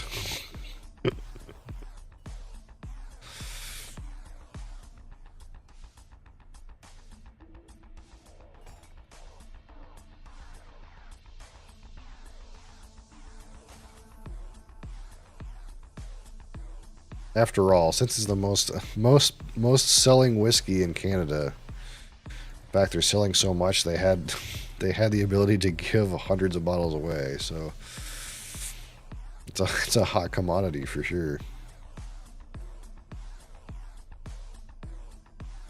I wonder what Crown Royal would have to say about that. What do you think sells more, Red Bank or Crown Royal? According to Kiefer Sutherland, it's Red Bank.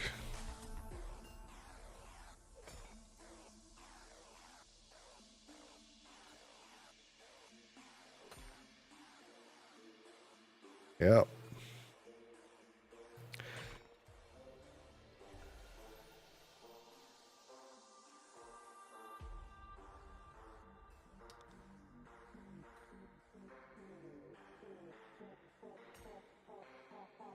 Here's the quote.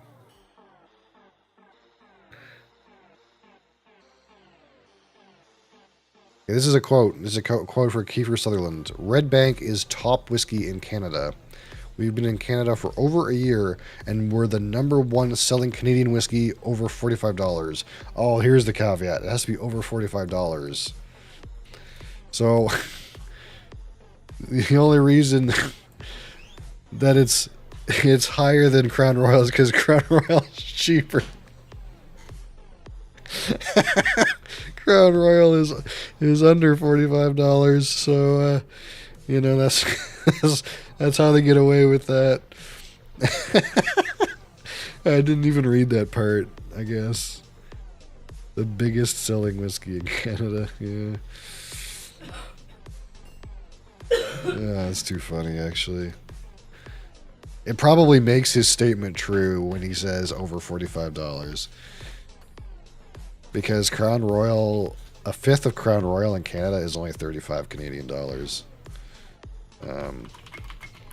So that's 24 American, I guess. I wouldn't be surprised if Crown Royal was less than 24 USD in the United States. In the northern provinces in these towns on Tuesday. Yeah.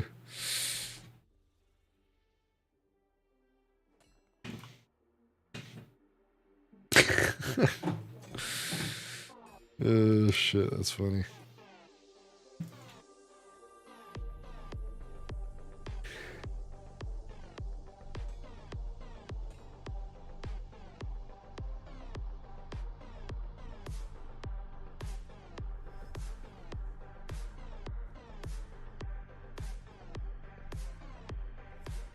Kind of considered good quality in the Midwest. That's the thing about Crown Royal is like, it's not like that bad. You know what I mean? I need to like get it. Actually, I shouldn't say this because I haven't had straight regular Crown Royal in like 10 years. So I shouldn't comment. Not only because like it's been that long since I had regular Crown Royal, but it might be worse now, or the recipe or whatever, the process might have like deteriorated, or the quality might be worse now than it used to be, or something like that. But my understanding is that Crown Royal isn't necessarily that bad for a Canadian whiskey. It's just that it's like super mass produced and cheap. Like, there's a reason people go to Crown Royal instead of like whatever the cheapest bourbon is. You know what I mean? There's something to that.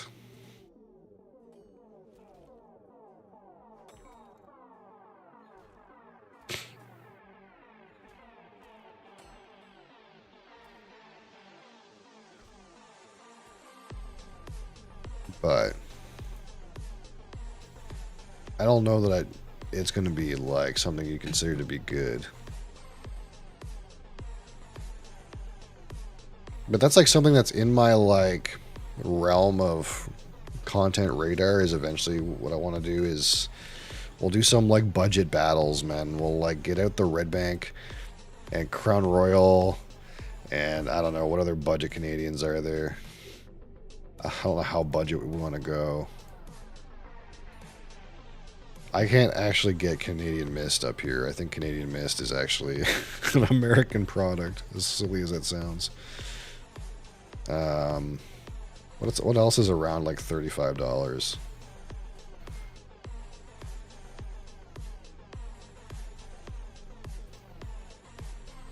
JP Weisers, Gibson's 12-year-old Canadian Club. What else is there?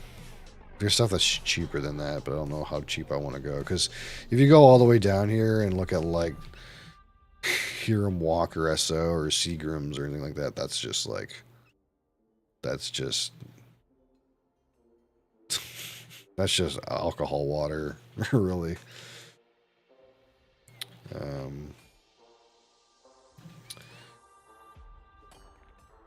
You miss what they use for rail drinks. I actually I'm gonna look at the LCBO because you cannot get Canadian Mist here. They don't sell it.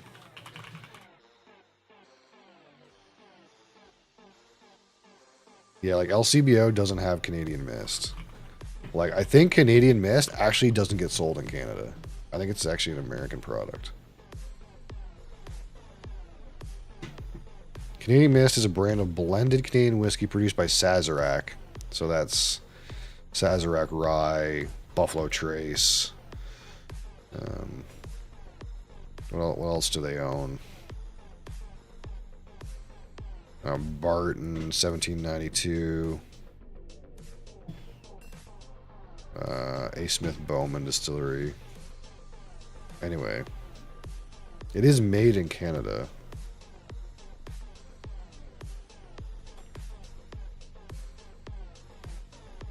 But I don't know if you can even buy Canadian Mist up here. What about... Let's look at Alberta. I want to see if you can buy it in Alberta. Because Alberta has everything.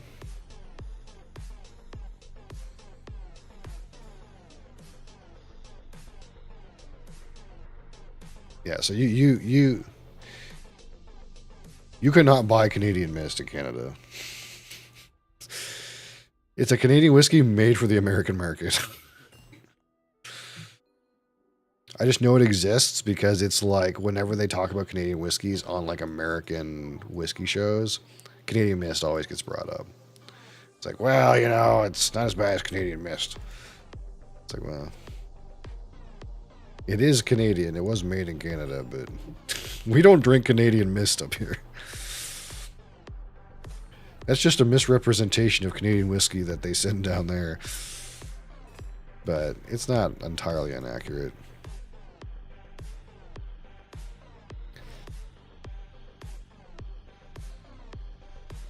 Yeah, like, I feel like we'll do some kind of like, you know, blind budget battle at some point. We'll see. We'll see what we get out of like Crown Royal, Canadian Club, Red Bank, you know, JP Weiser's We'll put them all against each other eventually.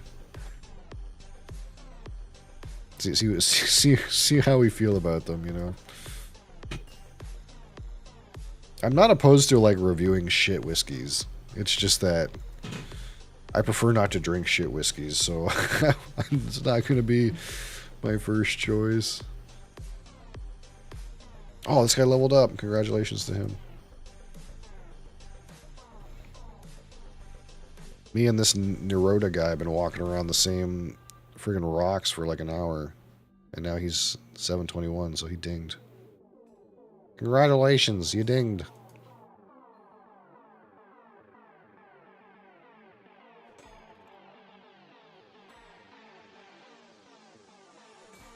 These guys are so much higher level than me, though.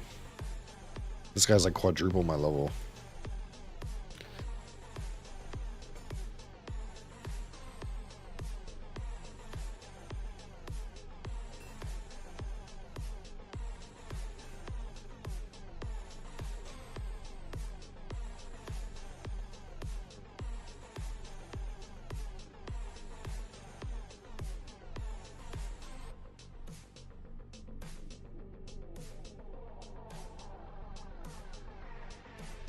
Variety MMOs.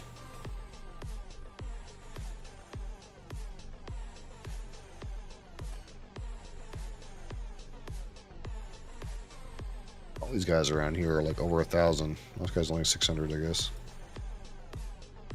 Phil, I'm higher level than this guy. I could feel good about myself. I'm higher level than that guy. Phil will pass me, though. Phil will pass me while I sleep.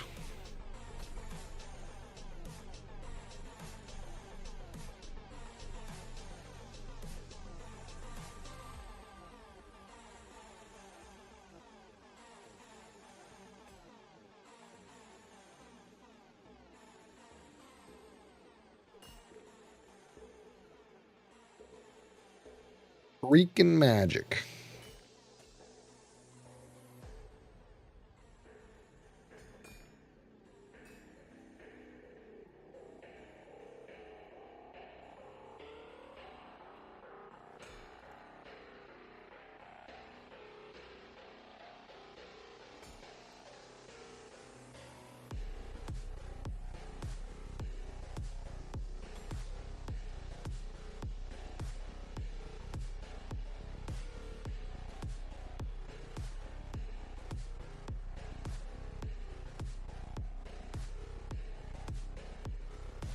Well, the one thing I would like to do next year is I'd like to try a whiskey that's older than 20 years old, because that's the oldest whiskey I've had right now. It's 20 years old. We're gonna have to break that record. Have something older than that, preferably not Canadian whiskey, but.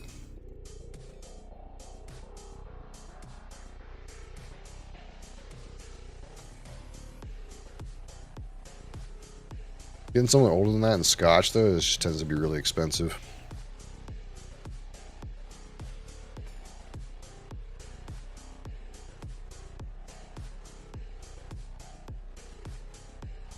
But I think it's like fair. I should have like at least one like giga bottle, but it's hard to spend that much. I would like to have one giga bottle.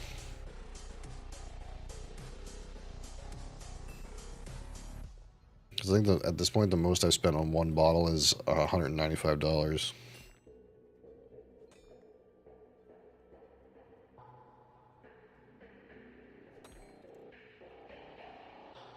I don't have like that like $500 to $1,000 bottle, like that one that people have.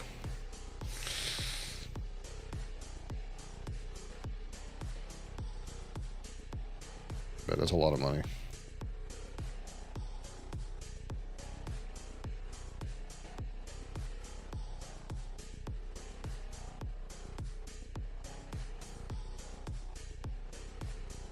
I have to save my pennies.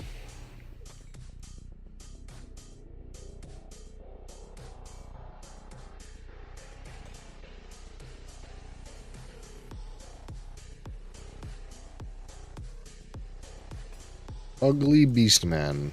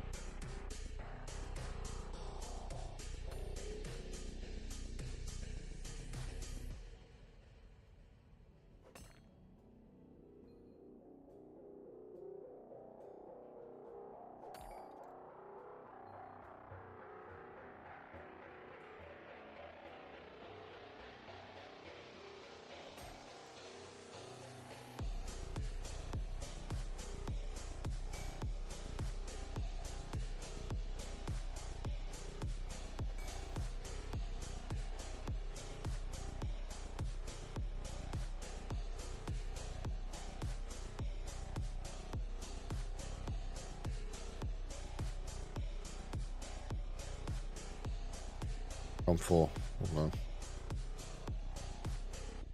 I'm full. I'm full on rocks.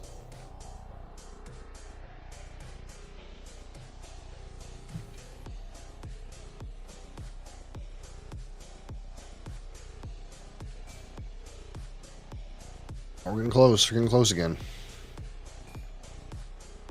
Getting close. The number go up.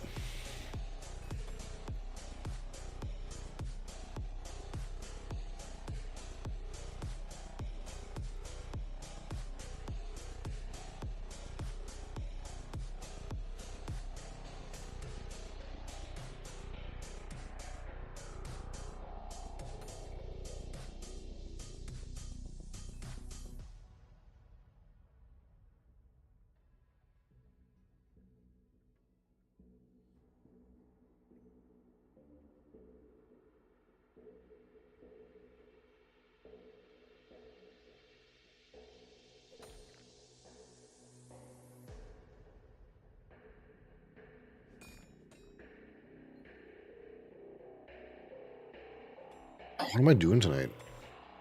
I have to think about that, don't I?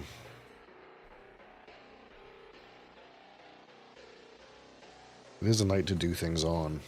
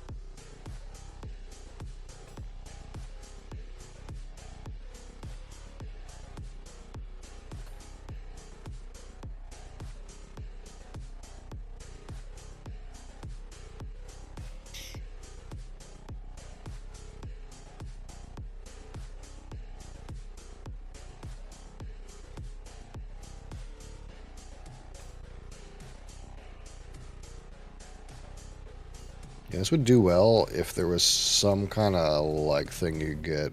Some 1% drop. I feel like that would help.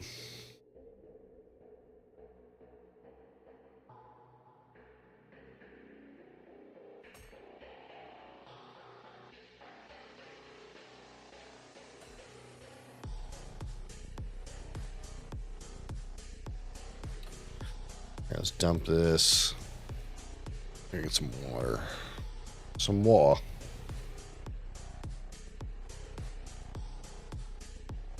Some ice cold water.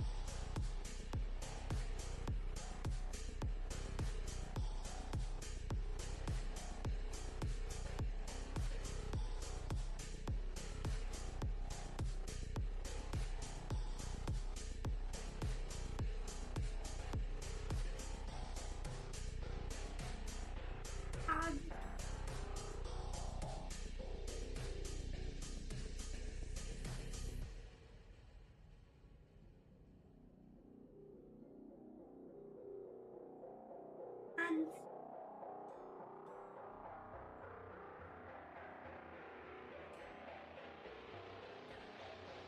Strange child's over there talking about cat soup.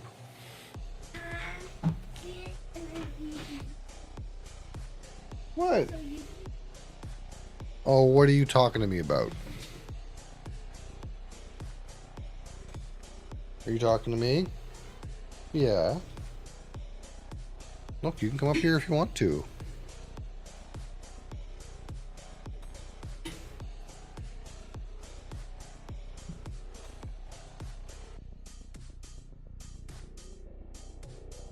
Yeah, here you come.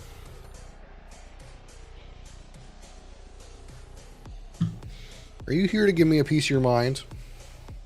Is that what this is about? What did I do to offend you?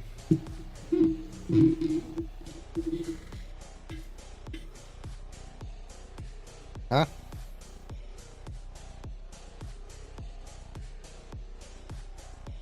What?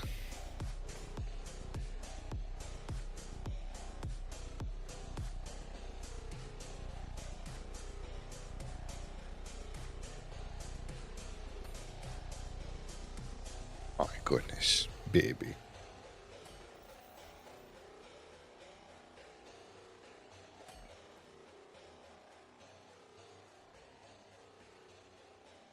What?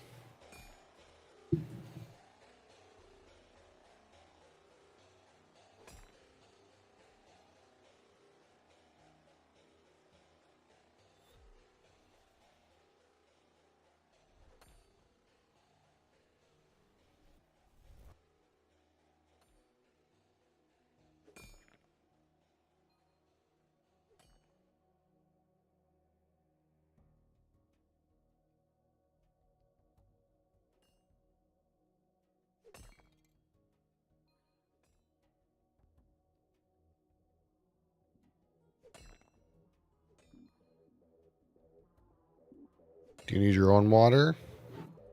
No?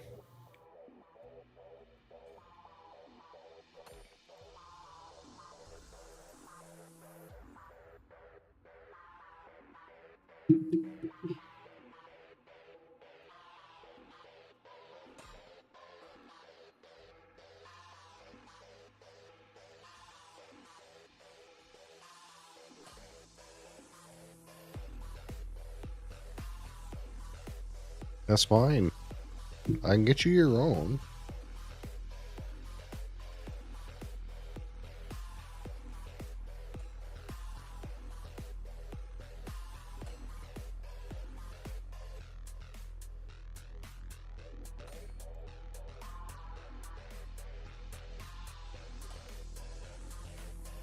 Ow. Hurts. Ow. You're digging your claws into me. Ow. Okay, can we not do that part? Put that back in there. Can you put that one back in there?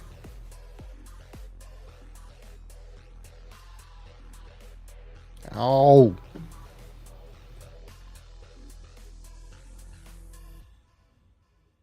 Hurts, Adriana. It's just that thumb one. Just put that thumb one back in.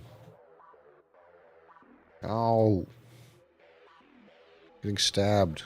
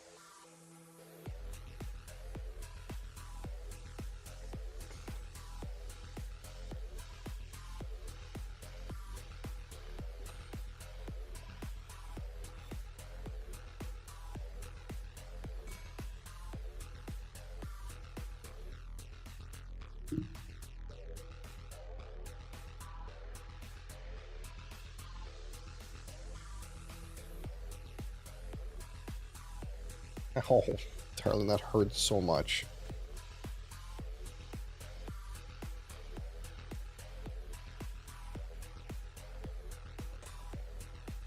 This paw right here, stabbing me.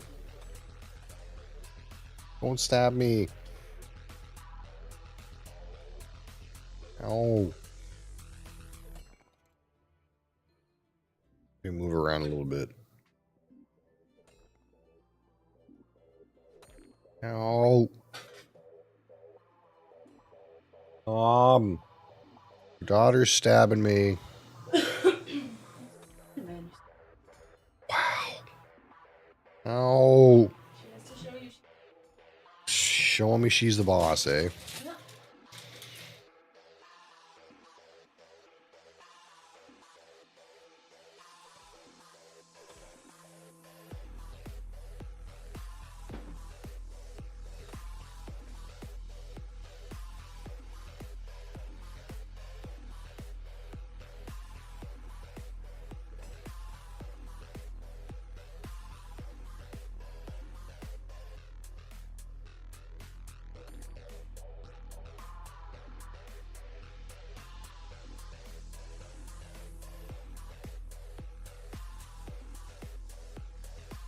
Mr. Thorq, how are you?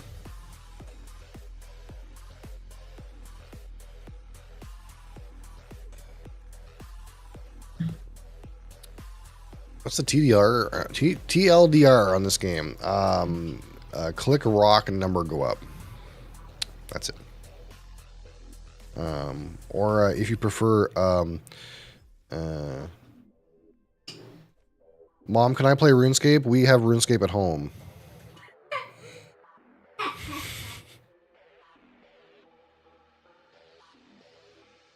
This is RuneScape at home.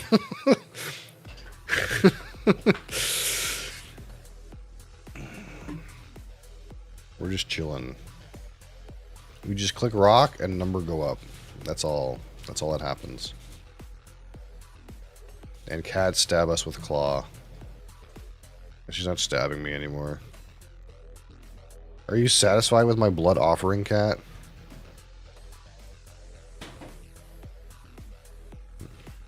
She is purring more vigorously and no longer stabbing me.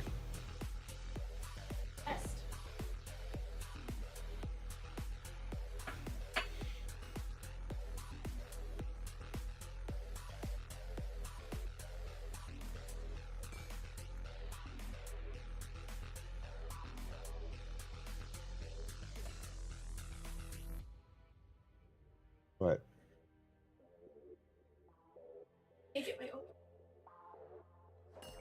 I'm occupied. Oh, you got it. Wow.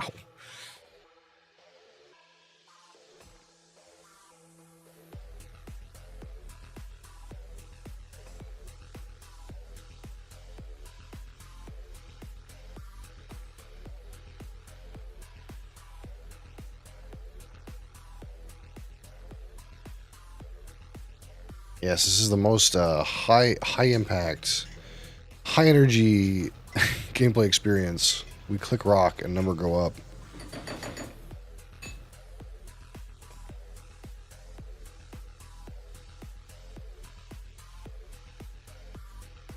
Would I get a rare rock? No. It's the same rock every time. But number go up though.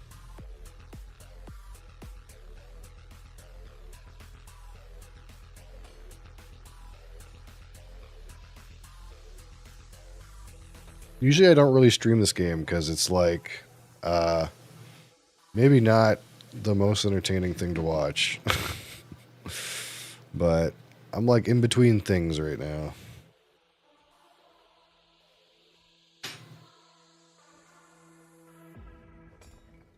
Should I just play this in my free time? Not my free time, while I'm doing other things. It's a good second monitor game.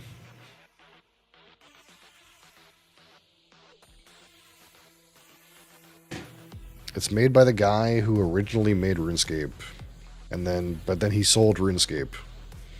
So now he's very rich. But they didn't make RuneScape like he wanted, so now he made his own other RuneScape. So it's basically RuneScape.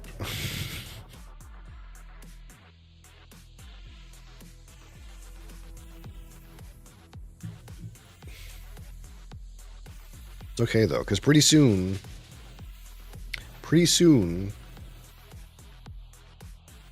we get to the more interesting things. We'll talk about some alcoholic beverages pretty soon. Pretty soon, in fact. It is New Year's Eve, that's right. It is the time for alcoholic beverages. That is true. No, children can't have alcoholic beverages, child. You're right. You don't even drink soda. You're not going to drink alcohol.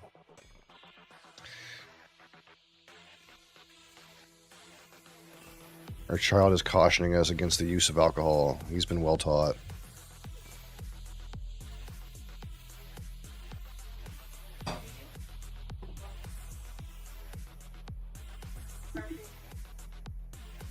Yeah, he won't even drink like soda. He doesn't like it.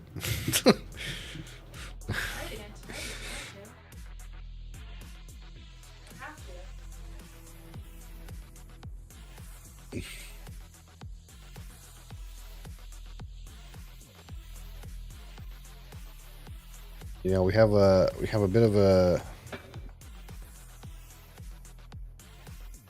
kids doing the leveling process effectively. It would seem.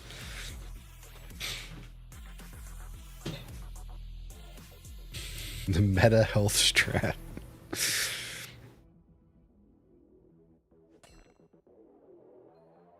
Yeah, you know, he does enjoy chips. That is it. He's a bit of a chip demon. Yeah, you're a chip demon. Oh, He can, let you, it's all you would eat. he can smell chips that haven't entered the building yet. Destined for endgame.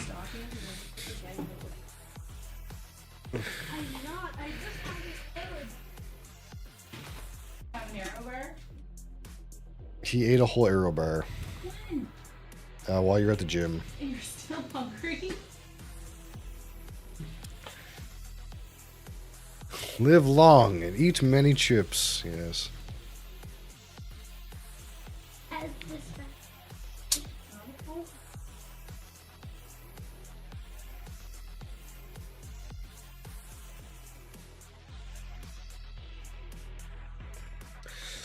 Ooh. I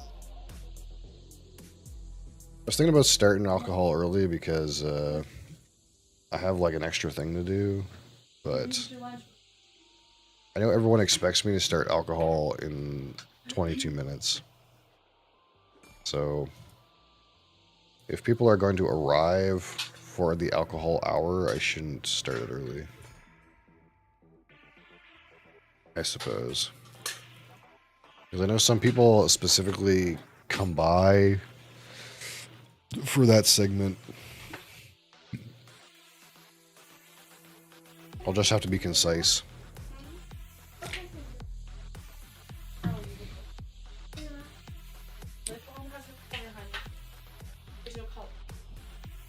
Because I'm supposed to do a blind sample tasting today, but I also have like a New Year thing to do too, so.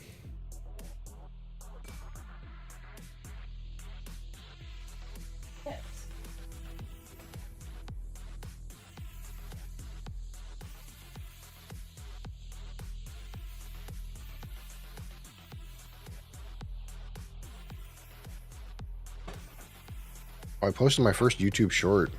Isn't that a wild concept? It seems to be doing okay. But I already learned things about the analytics.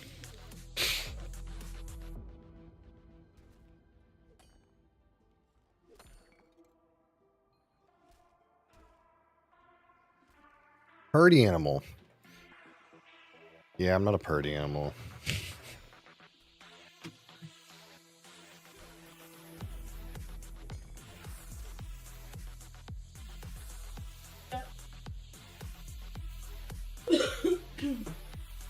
I can already tell by the analytics that I posted one that was too long. I was supposed to cut it sooner. I have to remember.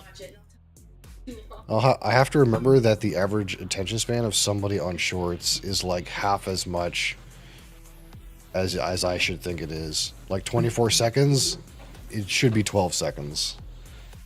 Oops, I don't hit the deposit yet, but I'm already here. Love uploading. Like the shorts seem to get into the algorithm real easy, eh? Like, not that. Not that, not that like my shit's going viral or anything, but like long form video impressions. I could get like 2,000 long form video impressions, and your click through rate is only going to be like, at best, like a fraction of a percentage, but. It's like that one short has more hours viewed than anything else I've posted yet.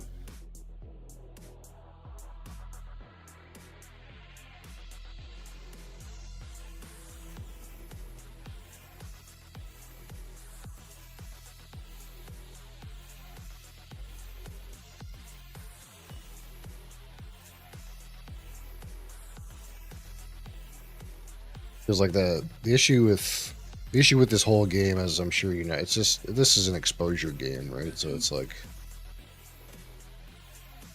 those shorts seem to just generate a disproportionate amount of exposure. Like I just assume people are shitting shorts out nonstop, and still it seems like I didn't have to spend very much effort to like already get that in front of 130 people.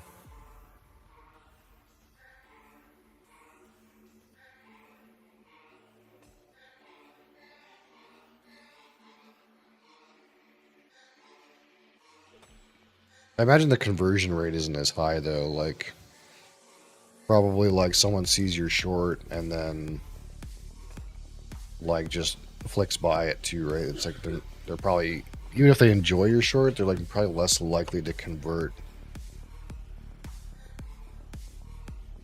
because they're just like flicking through or whatever. But I suppose that has something to do with like if you just have lots of shorts in the algorithm, then if they see your face more often, then they're more likely to convert. But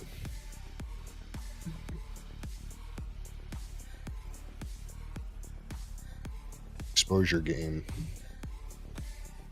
Because I'm not like you, Thor. I don't bring the energy. I'm low energy. You know me. I'm low energy. You have to like the low energy vibe. The low energy, high articulation vibe.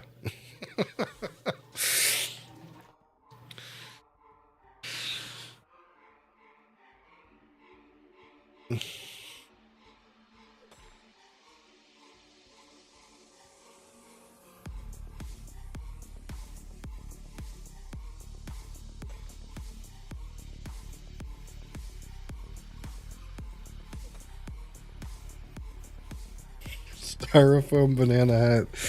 Oh, shit. I did a Santa hat. That was pretty good, right? That was festive. That was fun.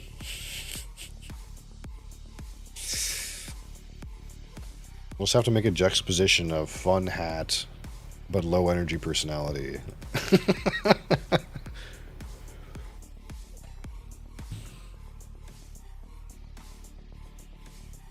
Irony is a popular concept, right?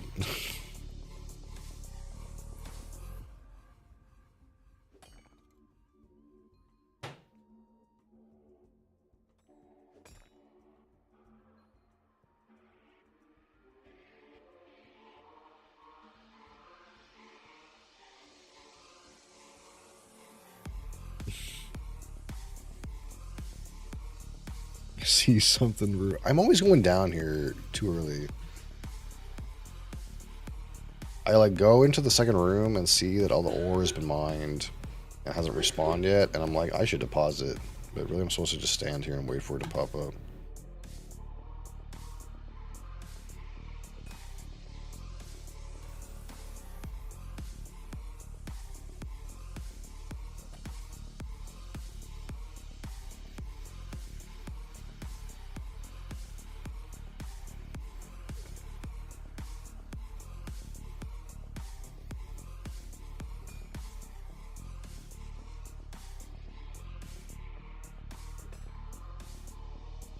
Yeah, that's the thing with YouTube stuff is like man, I did YouTube things years ago. Like I did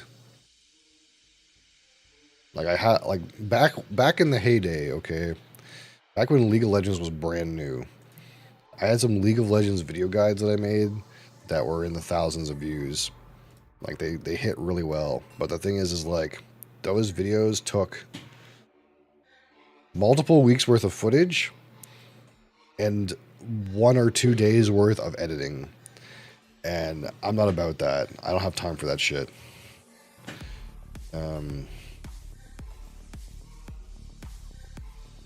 Like, I hate editing. I used to do editing, like, for fun, just because I wanted the end product. But I actually hate the process of editing. So, like, I'm posting my long-form live review content on there, but there's no world where, like, I think I want to edit something down to, like, 5 minutes and post it. I feel like that's just not a great use of my time, because I hate doing it.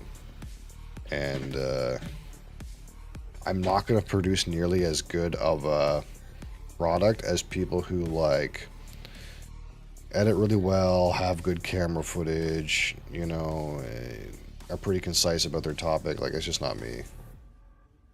I'd much rather be live. Yeah, you and I are in the same vein there. So it's like, I just want to, like, post, like, the long form stuff. Like, if people just want, like the spirits related content, like, it's easy to put a highlight of, like, the hour I do spirits related content. So, like, that's up there. And it's not going to hit with as many people, and the retention is not going to be as nearly as good, but if someone wants long form, I guess I'm long form. That's what I am. I'm long form content, which is not, long form content's not hip these days. Unless, like, you get a really good following. Like, some of those podcasts are like 3 hours long. Their long form content are pretty popular, but it's because, like, they have this viewer base. And I don't have any viewer base. It's really hard to get someone with if no one knows who you are, it's pretty hard for them to, like, be invested in listening to you for an hour. But at minimum, it's there rather than nowhere, I suppose. One of the things I found when I was looking for content for, if I was interested in buying a particular spirit, well, there's a lot of bottles of spirits that do not have good review coverage in video form. They have, like, some Reddit reviews, and, like, that's it. So, I mean, at least, like, if people are looking for something and I've talked about it, then at least they have the option to watch me talk about it, even if it's long form, as opposed to, like, nobody talking about it. The market on specific bottle reviews are pretty niche sometimes, but people looking for those specific bottle reviews are also pretty, not that many, so I don't know.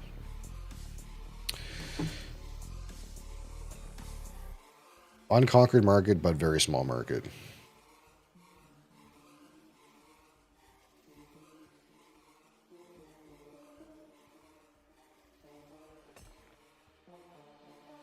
Yeah, I think the hard part about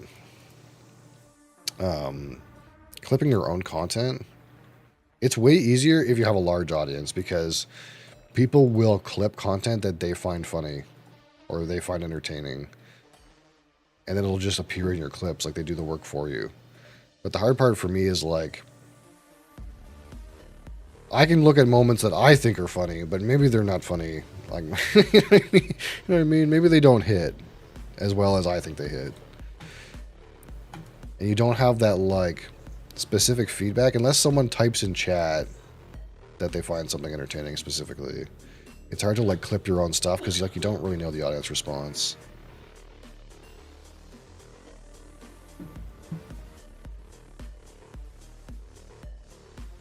Oh, that's something I don't know if you what. So here's a question, because you've done more of this than I have. Do you export? Do you export to YouTube, or do you download the clip and upload it to YouTube? Have you tried both? And I'm talking from like a video quality standpoint. Because I figured if I downloaded the clip and uploaded it myself, it would look better. But it doesn't look that good. Like, it's like not the best video quality. And of course, if you're broadcasting 1080p and then you only clip, or you only cut the portrait size and you enlarge it quite a lot, of course, it's not going to be the best quality, but even the like stuff that wasn't that enlarged seemed like it wasn't the best quality.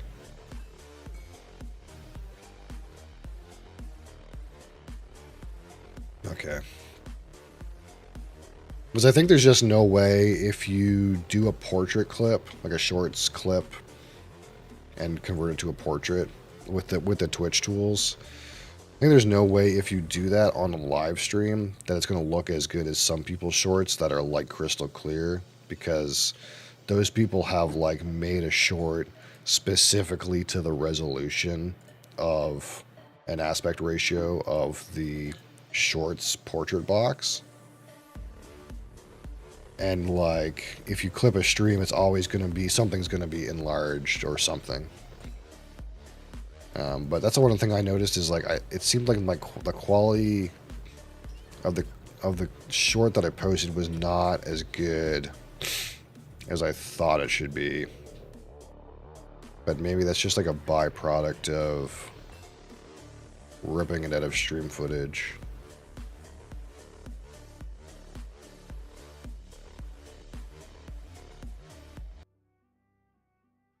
Maybe there's nothing to be done about that.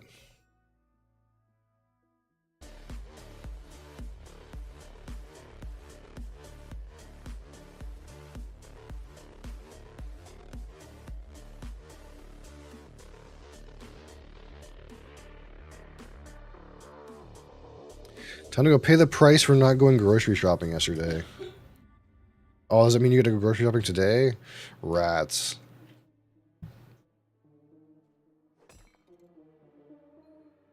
Usually the price I pay is I have to pay extra for some takeout. and then we have a large grocery haul on the next grocery day. We just go get groceries the same day every week. And if we fuck up, then it's expensive. It's not a good financial habit, though. Probably not a good health habit either. Stoked, brother. You stoked to go to Costco at lunchtime? Assuming you're going to Costco. Happy New Year, sir.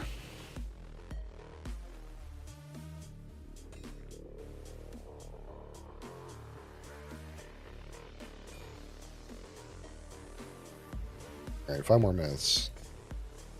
5 more minutes, and we're going to talk about some spirits-related things.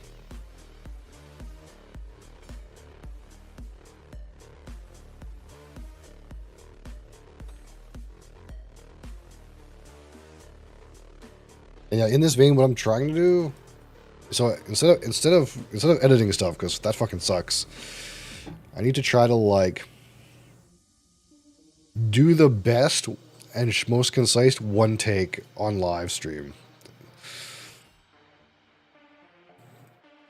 because some of the spirits content is like kind of like encapsulated in itself, right? Like if I do a review, you know, I start the review, I talk about the bottle, I take a sips, I give a score.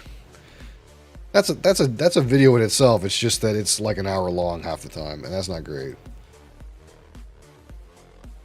I just I have to do a better job of like trying to make it concise live. That way I don't have to edit it.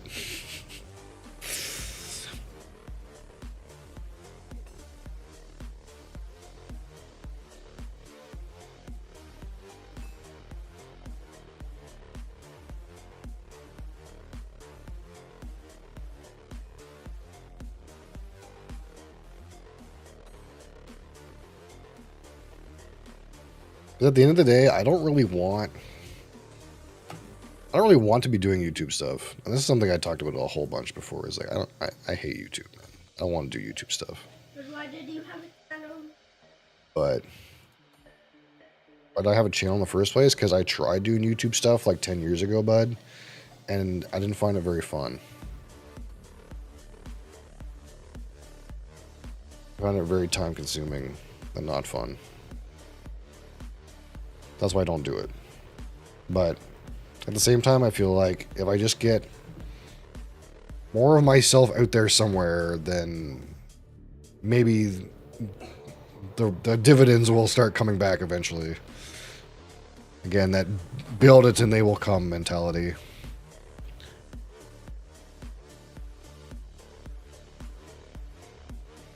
Because I have no disillusions about the uphill battle of this endeavor these days.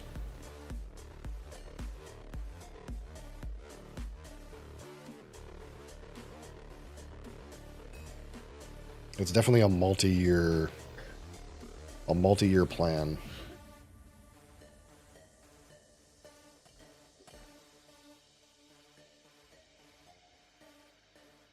And the alternative is give up. You can't do that. You can't give up.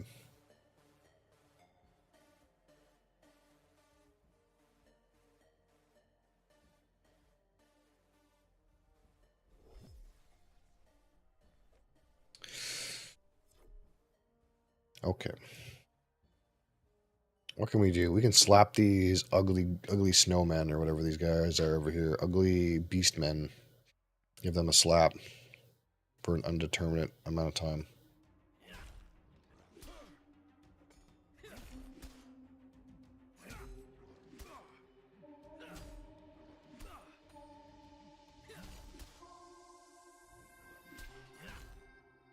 All right. So we're gonna go to food and drink. We got a couple things to be doing.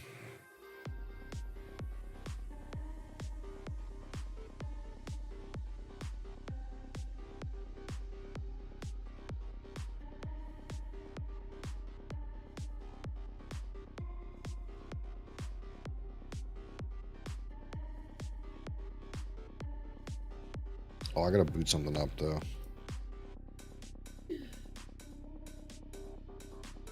There's this weird thing where this microphone starts to, or this audio filter starts to act weird if we don't have a game running for some reason.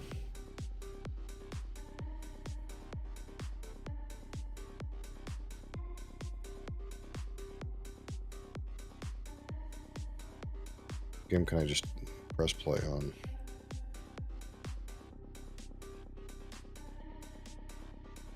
Press play on that.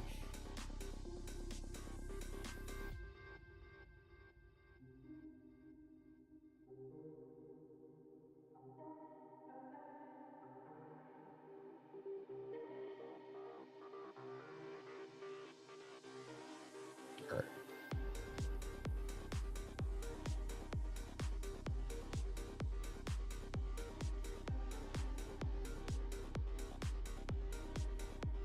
Let's turn this down.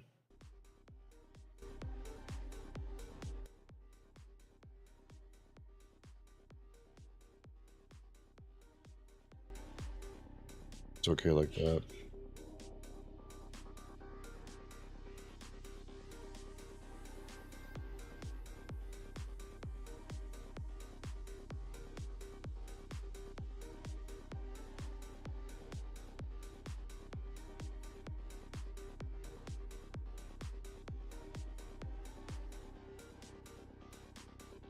Need a Glen.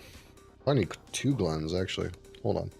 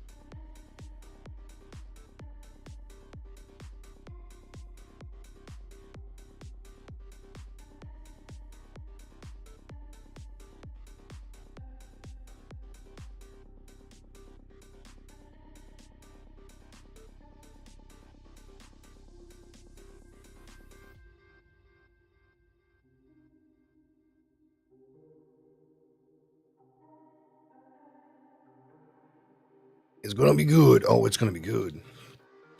I gotta pull up some extra stuff though. Hold on. I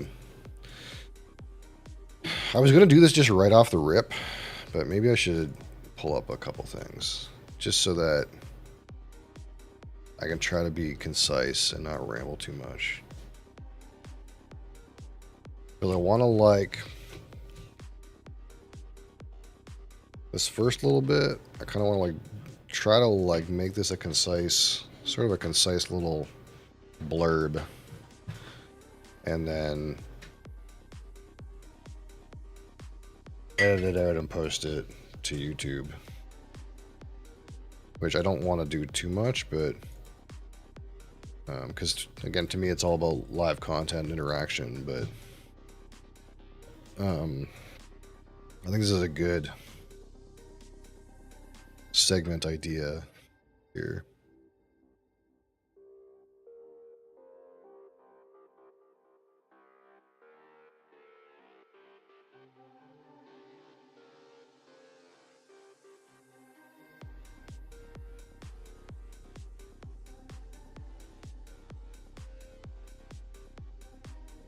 Where'd my water go? Shit.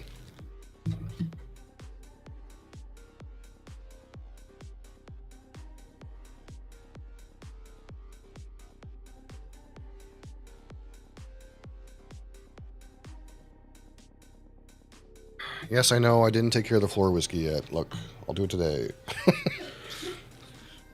I said I was going to do it yesterday, but then I did YouTube stuff instead. I'll do it today, I promise. Promise. It's still down there for now.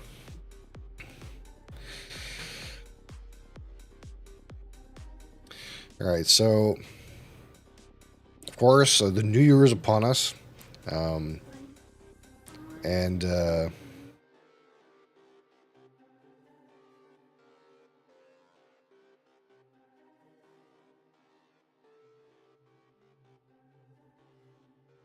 So I have some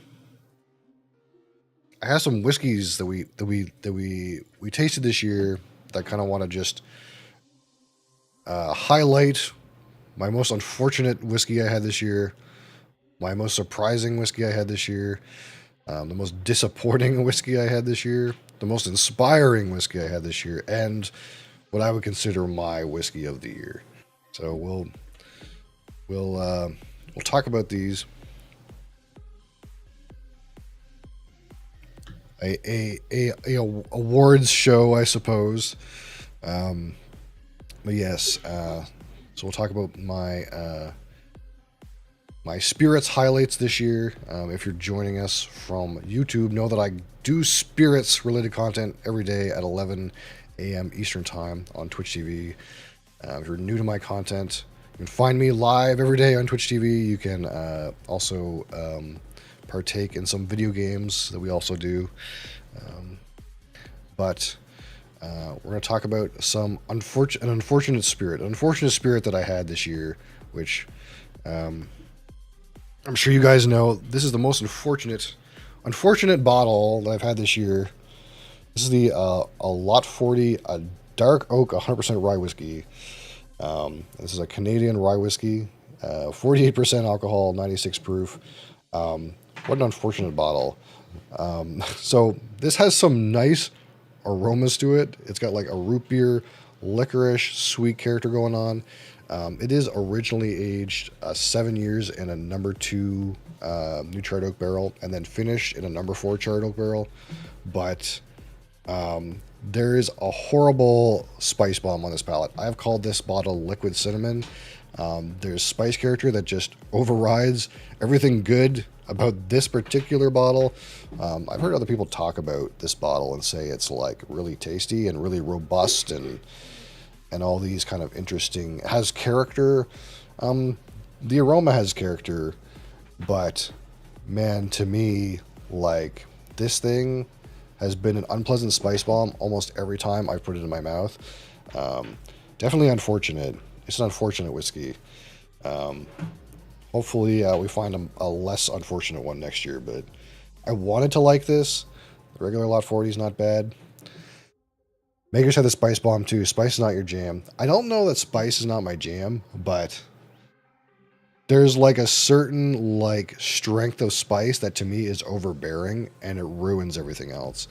Like the spice in this palette is so strong that it like blows up the rest of the flavors. Like you can't get anything else out of it.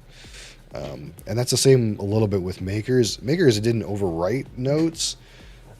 That Makers, it kind of felt like it didn't fit. Like it was way too loud compared to the other things.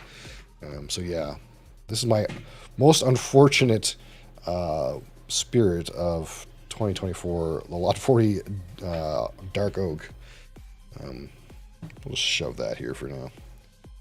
So I'm going to talk about my most surprising spirit / whiskey. I think these are all whiskeys, but I also do spirits too. So, I mean, it could be a spirit. But in this case, my most surprising whiskey of this year, which I think is not too much of a surprise, is this one here, the Shelter Point Smoke Point Canadian single malt whiskey. This is out of Vancouver. And this distillery, I only bought this bottle because somebody else from BC highlighted this distillery to me. And it's kind of got a wild thing going on, right? So we're 53% alcohol, 106 proof, notch filter, natural color. But this is aged in some barrel that has been smoked with Vancouver driftwood. I'm not sure what kind of barrel. Couldn't find any information if it's like an ex-bourbon barrel that was smoked or if it's like a new charred oak, but it doesn't feel new charred oak. It feels like maybe it's an ex-bourbon barrel that got smoked with Vancouver driftwood. But at first, we tried this at first. It was very salty, very briny. Definitely get like a seaweed kind of aspect, a sea air, sea spray thing.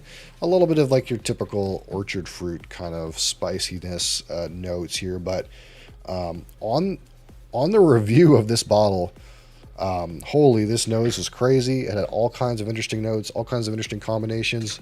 The smoke character that I didn't find on the neck pour was present. All kinds of smoky characters, new and interesting flavors combining in various interesting ways. This is the best aroma score I've ever given on this bottle. I can highly recommend this distillery.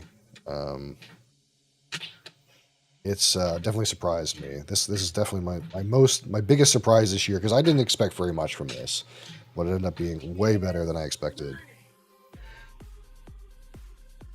All right, so next, my most disappointing. And I feel like there could be various options here. This one was pretty disappointing too. There's some overlap here, but I think my most disappointing whiskey this year is this one here, the Rabbit Hole Cave Hill Kentucky Straight Bourbon Whiskey. Why is this one disappointing? So this one has a 4-grain mash bill, 70% corn, 10% wheat, 10% malted barley, 10% honey malted barley,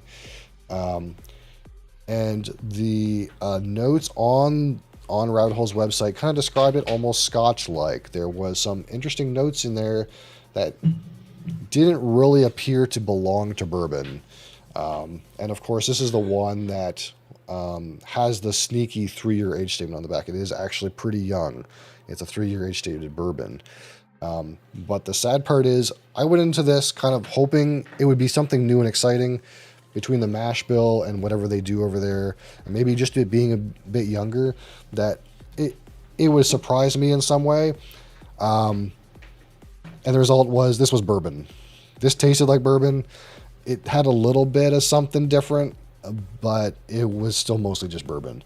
And I kind of thought that maybe this would be everything that bourbon could be, and it turned out to be mostly just bourbon with a little bit of other sort of interesting notes going on.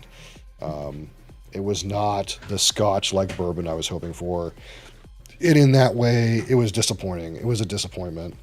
It's not that bad, but it is a young bourbon. And unfortunately, I wanted for it to be more. So in that way, it's a disappointment.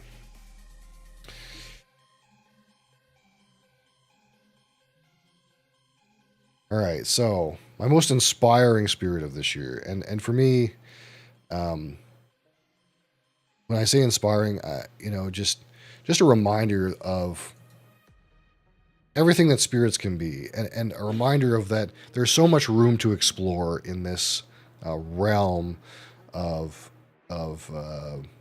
whiskey / spirits.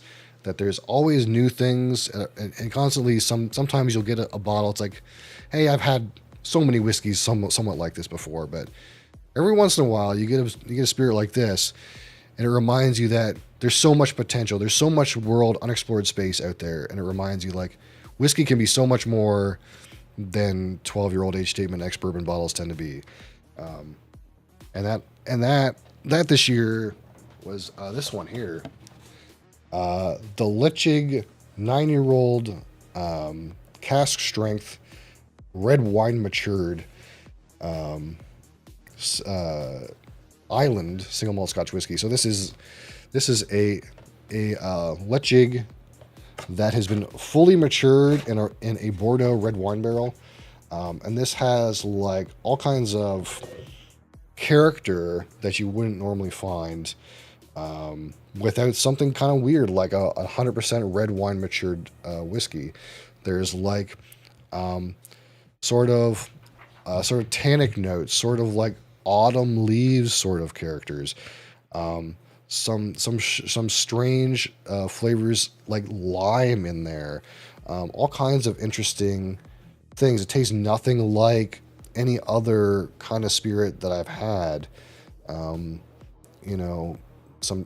Some like tannic and autumn leaves, and not really very much fruit and sweetness. It's just different. It's got different character to it. You don't expect that weird lime coming in the finish, and it's so exciting. It's so exciting to see something that is just completely off the beaten path, and and just reminds you that there is more. There is more to explore. There's new and interesting things on the horizon. I would take another red wine matured whiskey from some other distillery in a heartbeat after my experience with this one.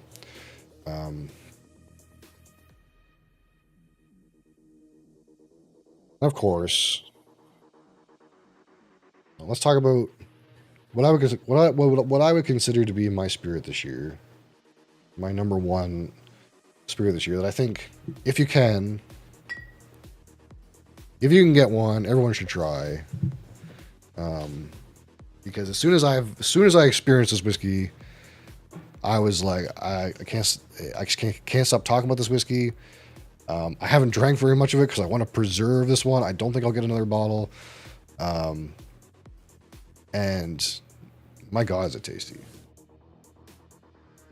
Of course, some of you already know this is the Laphroaig Carchis Cask Favorites 10-year-old Islay single malt Scotch whiskey. And this is at 52.4% ABV, 104.8 proof, non-chill filtered, probably color added. 10 years in first and second fill, ex-bourbon and quarter casks, and finished in Pedro Menez sherry. Man, what a delicious whiskey. Pretty much ever since I tried this, it's just been, I feel like I mentioned it too often. I feel like I just talk about it too much. And that's because, like, at any point, I just want to drink more of this, and I'm trying not to, like, kill this bottle too fast. I'm going to try it Friday. Nice. I know you will enjoy it. I know you'll be wowed by it. It is the Laphroaig that you know and love, firing on all cylinders. It's got all the peat character, all the smoke character, all the, like, barbecue iodine banded character, but it's permeated by a thick, rich, jammy, sweet Pedro Menez character. And it's a wild ride on the finish. From the arrival with that smoke to the mid palate with, like, the sweet jamminess, into the back palate and finish with all that vegetal, iodine, earthy notes. And of course, this is the Carchis, and it's meant to be enjoyed with friends, so I'll enjoy some Carchis with you guys again on this New Year's Eve. And that's what I'm somewhat trying to reserve it for sharing with you guys, because likely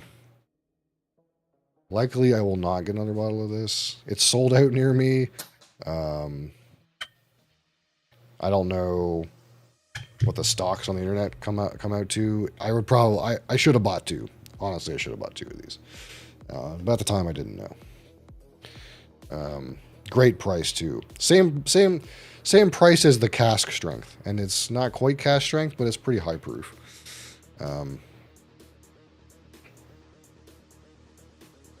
Again, I don't know if that's colored. It might be colored, but at the end of the day, cheers to you guys. I hope 2024 was great, honestly. To somewhat surpassed my own expectations for broadcasting this year, and I kind of hope that you guys will join me again next year in 2025 for more gaming and spirits related content. Holy shit! You're impeccable. Impeccable timing.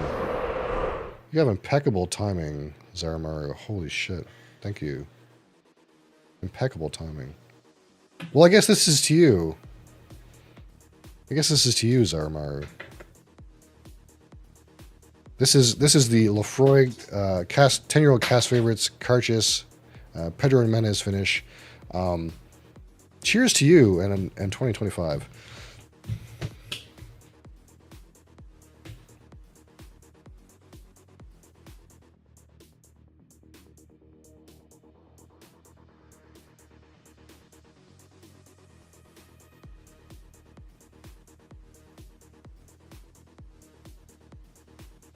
Oh, that's so good.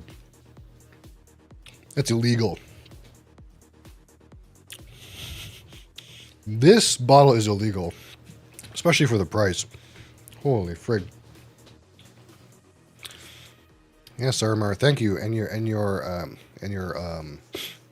11 compatriots, welcome to twitch.tv/bloodboiler. We play some games, but we're also a spirits related channel. We just talked about some of my highs and lows in whiskey this year. This is my favorite bottle this year, in case you guys wanted to know. This will say my whiskey of the year. Lafroy Isla Single Malt Scotch Whiskey. This is the Carchus cask favorites, and this is your Isla Bog Mummy Smoky Iodine Scotch, finished in Pedro Menez. Fires on all cylinders. Great sweet jammy sweetness in the middle. Just delicious.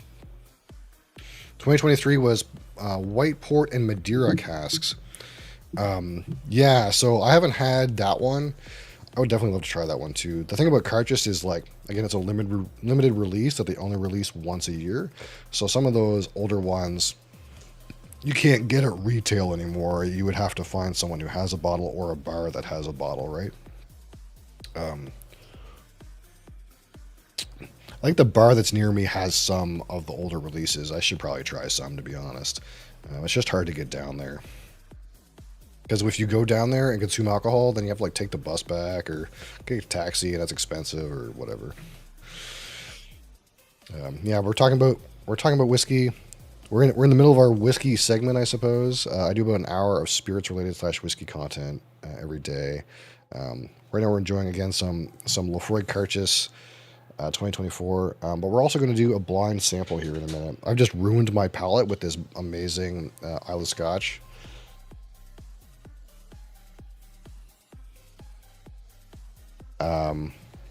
But we're going to try to do a blind sample here in a minute too, and see what we can see with that.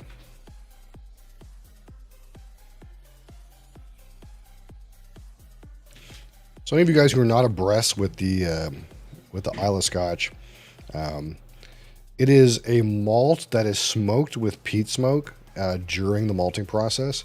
So it has strong campfire notes, is very smoky. Some people will say that it smells like an active campfire is coming out of the glass. Very, very much in that smoky realm. Barbecue is also a common note. Protein, a smoked protein character. But it also bleeds into some of those kind of earthy, vegetal, medicinal flavors, which can be pretty challenging because, you know, it tastes like dirt somewhat.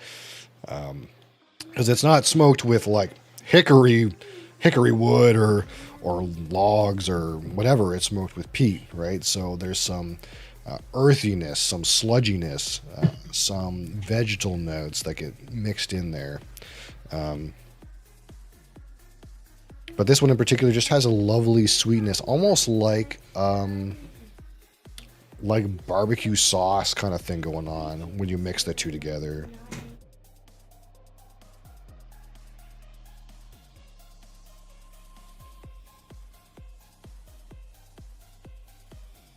Delicious earth and sludginess. Yeah, it's an acquired taste for sure.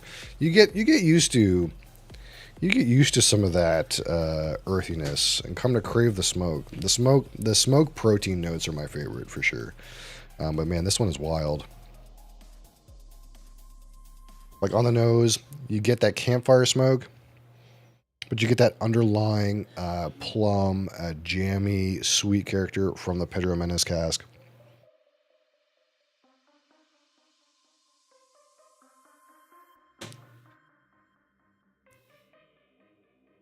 Yeah, to me, like, the best composite note on this nose is, like, smells like barbecue sauce. There's some spiciness in there, kind of like a ginger. I definitely would call the spiciness a ginger, which is not a common note that I give, but I do like ginger here. It's kind of got that, like, a bit of a sharp spiciness.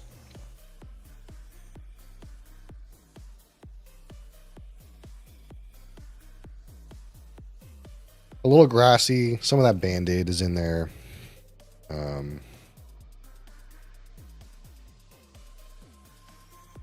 Man. And again, this is probably colored a little bit, but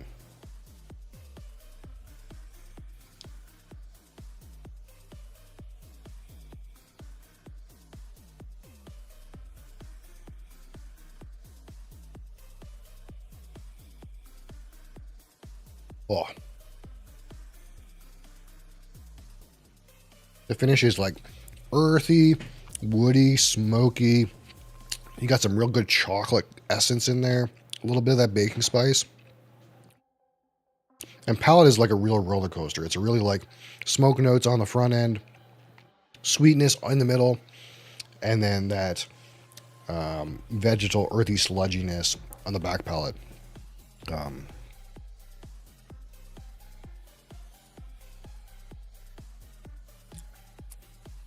Sometimes you would think with like a very strong and loud cast like Pedro Menez Sherry, it would overwrite some amount of the Lefroy character. But I think that's one of my favorite parts about this particular bottle is it's got all the Lefroy character firing on all cylinders, but it's just mixed with this sweet jamminess. Oh.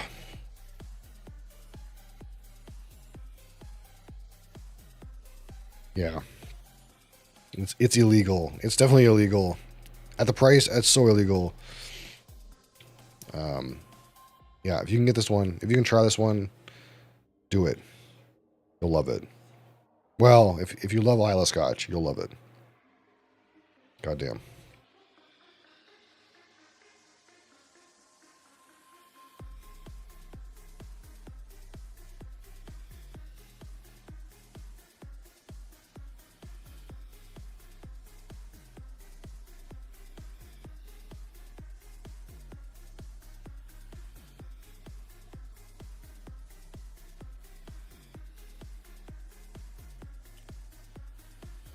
Absolutely delicious.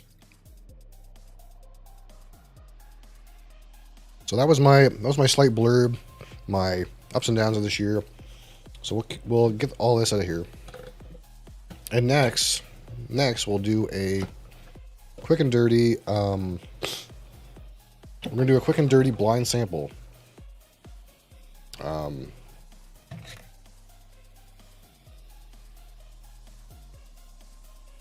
Will our PX cask whiskey get that same jamming flavor? Yeah, so that's like a trademark of Pedro Menez casks is they're heavily jammed, it's like if you think of an Oloroso sherry, you got some of those like dried fruit kind of notes, a little bit of plumminess, but mostly like a dried fruit, but also you get like some nutty character in there, and then chocolate, dark baking spices kind of thing on the back end. Think about all those kinds of notes, but cranked more sweet and more vibrant. So instead of it being like dried fruit, it's like actual fresh fruit, but you know, instead of it being like a little sweet, it's like all sweet. It's very pungent on like all the sweet notes and like none of the like nutty kind of character. And to be clear, Pedro Menez, the difference, one of the characteristics of Pedro Menez is when they make the Pedro Menez sherry, they take the grapes and lie them out on a straw mat to shrivel up in the sun, so the sweetnesses get very concentrated. So it is a very sweet sherry variant, and I think technically it doesn't like conform to the like rules of being sherry or something like that. I have to look that up again, but it's like technically not sherry, but it's still they call it sherry. It's different than like all the other sherries like Fino, Montiato, Palo Cortado, Oloroso. It's like made in a completely different way, but they still call it sherry. But that's like the hallmark of that. It's a very expensive cask. It's more expensive, like significantly more expensive than the Oloroso sherry casks that they season. That's why you don't see it that much. It's very expressive on the spirit, but also it's more expensive to get one. PX barrels are very popular, and very expensive. Okay, so we have a total of roughly, I think 76 blind samples. And I'm going to shuffle them because I didn't shuffle them since I made them last.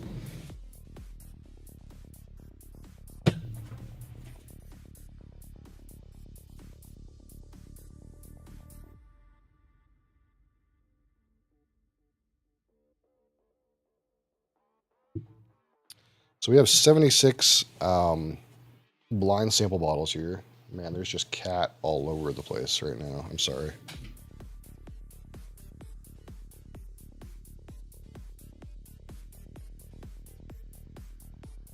I'm just going to shuffle these around a little bit so I know they're definitely random. Because right now I kind of know the ones in box 3. Most of those are new.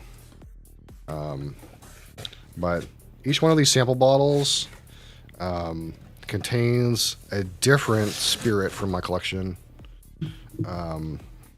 And they are basically indistinguishable from each other, except they have a little thing on the bottom, like just a random alphanumeric code. This one says land. That kind of ended up being weird. And the idea is essentially that I don't know what I'm drinking. I'm gonna like grab a whole bunch of these, I guess, and just randomize them a little bit. And then we can reveal it to ourselves later. So we don't really know what is what. And we'll just take an assessment. We'll use our nose and our eyes, unfortunately, and our sense of taste, and we'll write some notes and make some guesses about what we're drinking. And then once we've got a pretty good idea, we'll come to a conclusion. And we'll see how close we are. As much as you would think it would be pretty easy to guess spirits blind, it's absolutely not. Sometimes I'm bang on, and sometimes I have no clue what I'm drinking. And that just goes to show there's so much to be said for going in primed. When you see that bottle label and think it doesn't really influence your sense of taste and smell very much, it absolutely does. So we're going to go in with no notes. How much per case? What do you mean by that?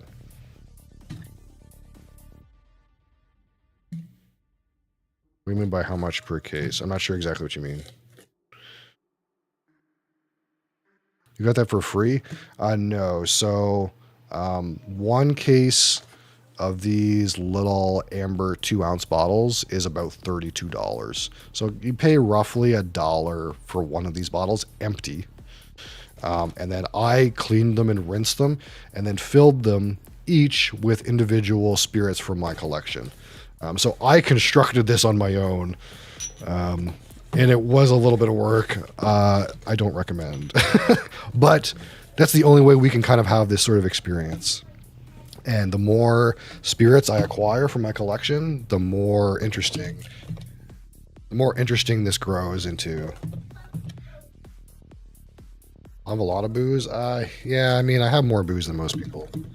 But at the same time, I have a lot less booze than some other people. So I have life goals. We'll acquire more booze. I have an alcohol problem. But to be clear, it's an alcohol storage problem.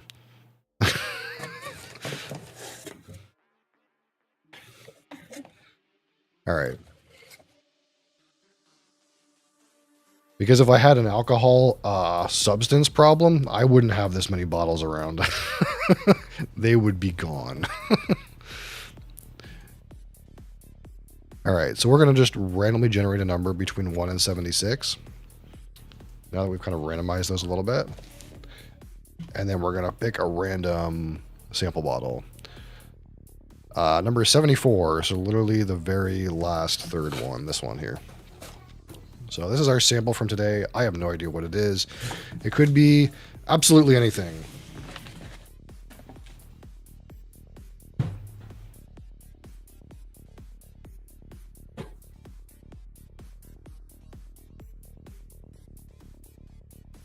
Of course, this is a mess now. I gotta find a better solution for like those sample bottles, because every time I like dig them up off the floor, it like makes a mess on my desk. But yeah, it could be whiskey, it could be rum, it could be cognac, it could be gin, it could be Canadian whiskey, it could be bourbon. It could be peated, it could be not peated, it could be smoky, it could be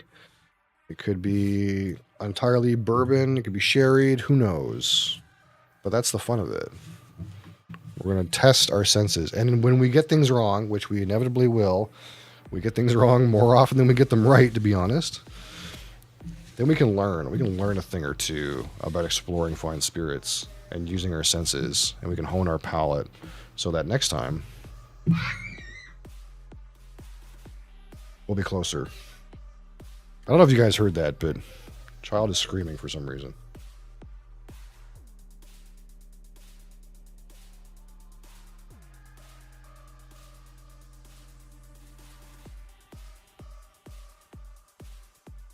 All right. Now we are tempered a little bit because we did drink some of this absolutely delicious Lefroy, and I do not plan to waste this. But we'll give it some time so we can reassess it in an hour, like Charles McLean would have us do. So we might be influenced in the taste bud sense a little bit, because normally we take these completely off the rip, but here we are. Here's our mystery spirit here.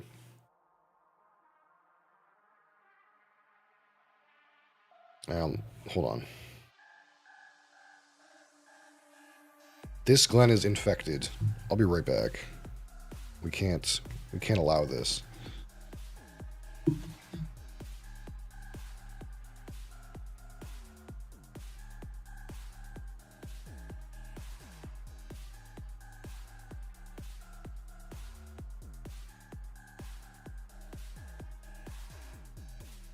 Chug chug? No, we don't chug. We sip and savor around here. That's how we get all the cat spice.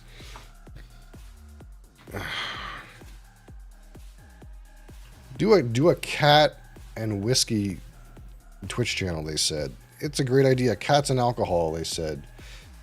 She's right there. You can probably see her. Alright, so right off the rip here. Doesn't seem smoky. Smells vaguely like banana. You know what that tells me? If something smells vaguely like banana, my brain immediately goes to Jack Daniels. So I don't know if this is Jack Daniels, but out of the little sample bottle, we still have some left in there, but my brain immediately goes to Jack Daniels. But we'll let the rest of this kind of... So here's our mystery spirit. It is not clear. It is not gin. It's not particularly dark either. It is what we would call a 12-year-old Scotch that's roughly been colored somewhat with E150. That's kind of what it looks like to me. It doesn't look like it's dark enough to be bourbon. But this is a typical kind of rich color you get out of like a Scotch that has had a little bit of extra help with its coloring. Which again, E150 caramel coloring is allowed in Scotch. But most Scotches are not that dark right out of the barrel. That being said, maybe. It could be natural color. Who knows? So... Ooh, that's so banana. We're going to give that a minute to kind of like think about itself. Allow some of those excess aromas or excess alcohols to come out. Man, it seems like banana though. My first initial note is Runts banana candy. And when you get Runsman of candy out of things, my personal experience is, whoop, that's Jack Daniels. Paul Masson. I don't know who that is. Help me, Google.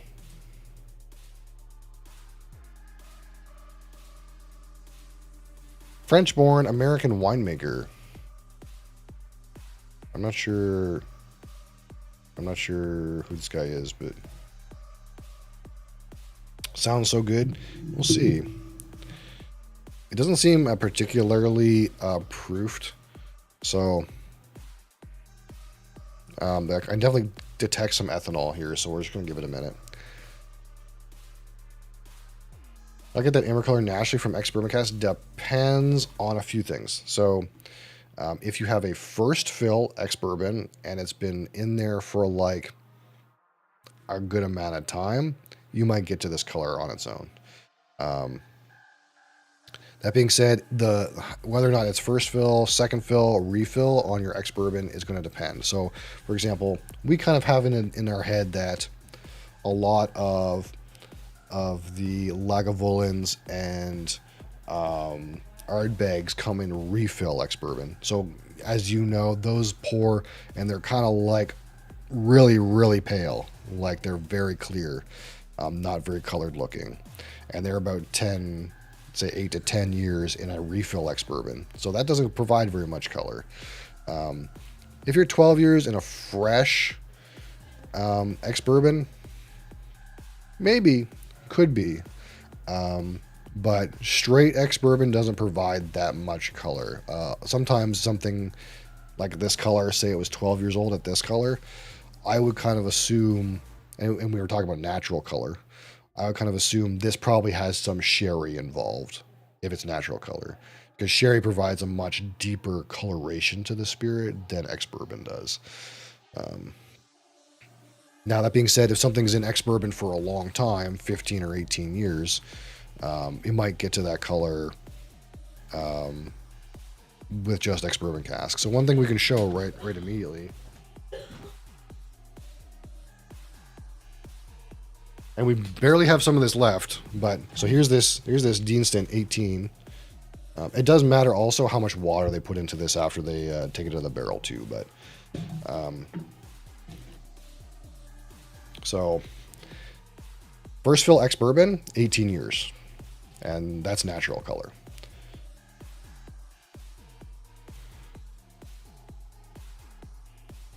Does this look like E150 to me? Probably.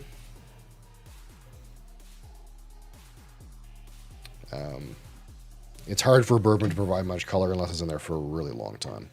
That or there's some sherry in it. That being said, I'm not sure this is Scotch right now.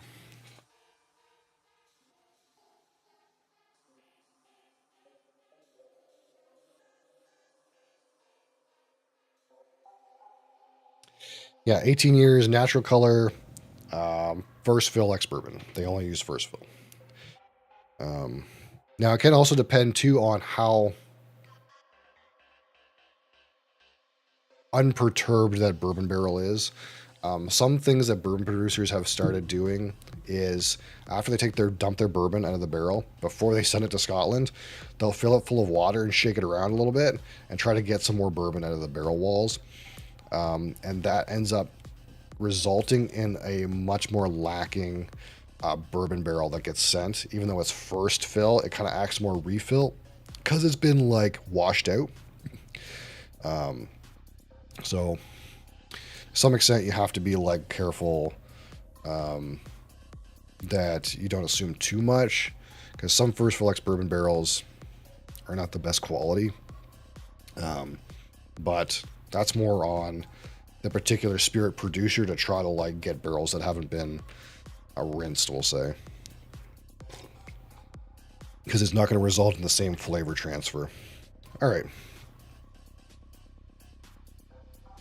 I kind of get like a bit of orchard fruit in here. It's not overly banana. The banana thing might have something to do with this. It might.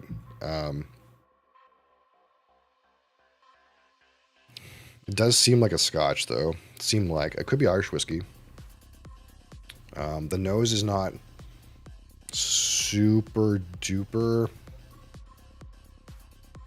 impactful to me right off the rip. What I'm going to do is we'll get our... don't save. I meant to get my notepad out, I'm sorry. Usually we do a notepad for this.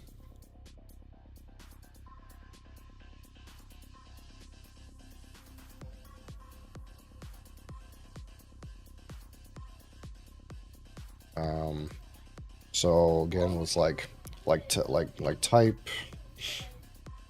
I'm not gonna guess age because I'm bad at that right now. I need to learn age better.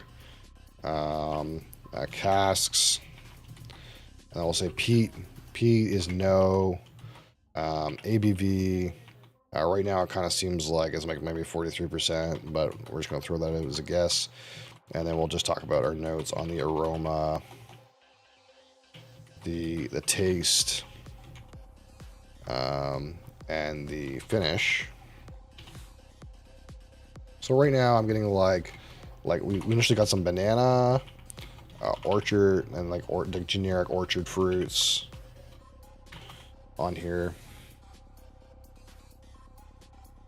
Maybe kind of like a grain character. I don't know how to type. I'm kind of like approaching this, and it kind of feels like an Irish whiskey. I'm not sure. I'm getting the vibe that this is like an ex-bourbon, Irish whiskey. It's kind of like where my brain is right now. So we're gonna try this on the palate. Slancheva.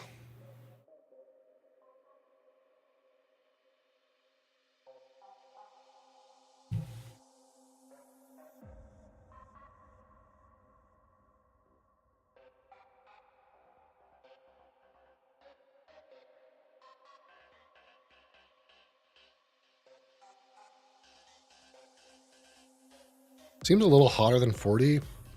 I like 43. Not a lot of flavor on the attack. Definitely some like grains back here. Grains and caramel on the finish. Not a lot of taste up front. Some kind of sweet character. What am I dealing with here?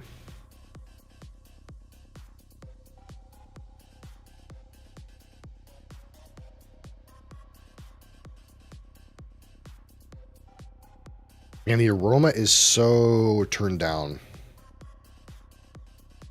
It's hard to get anything out of this nose. Is this Canadian whiskey? Oh man, it could be. It could be like a Canadian whiskey. It's one of these two. I'm gonna make a clear guess, but I think the ABV is like, I like 43. It might be higher. It could be 46. My brain is like between 43 and 46 in that area, like roughly this amount. No peaked. I can't tell if it's triple distilled. Let's focus really on it and see if we can tell if it's triple distilled, because only Irish whiskeys tend to be triple distilled. And the only way you can kind of tell, in my experience, is based on the mouthfeel. This is so grainy, though, and caramel, that it kind of feels like Canadian whiskey. But I said that before and was horribly wrong.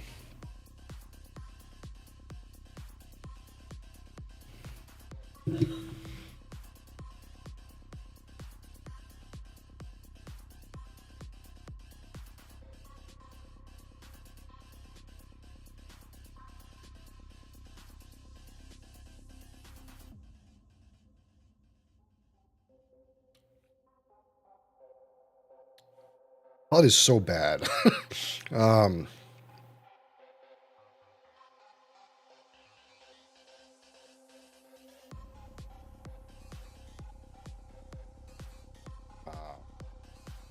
Man, there's not much here. Sweet grains. Like malt. Sweet malts. I can't tell if it's triple distilled or not. Wow. This is so hard.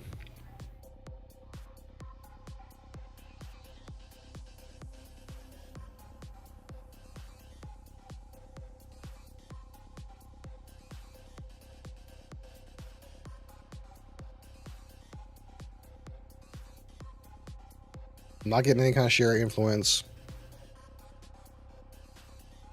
I'm kind of feeling this is more like 43.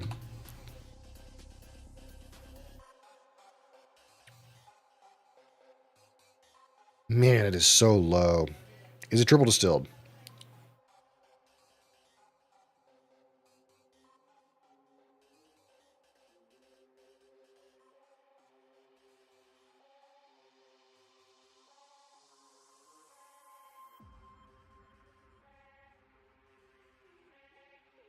I can't tell, man.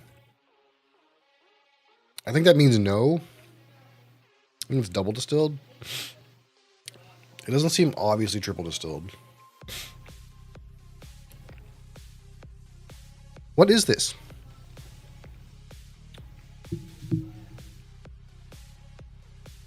That's all I got. That's all I got right there.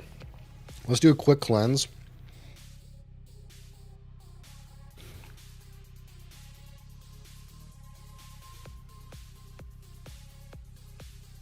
I'll do a quick cleanse, and then I have no idea. I think this is some Canadian whiskey.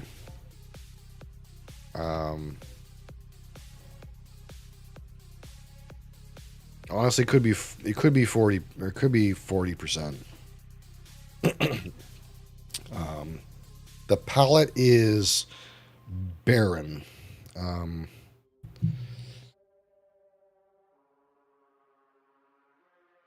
I'm not getting very much there. And the aroma is really light too.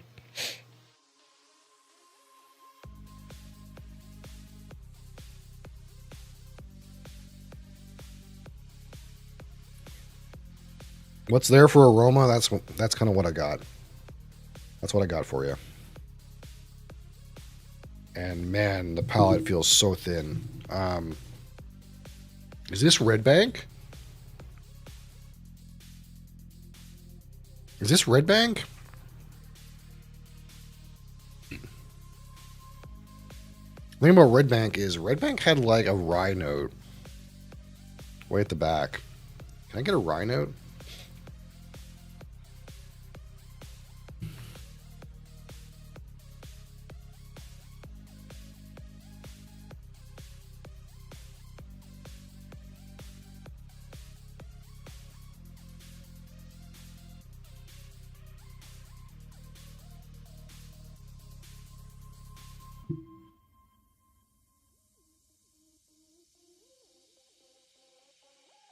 It feels hotter than 40%. That's all I got.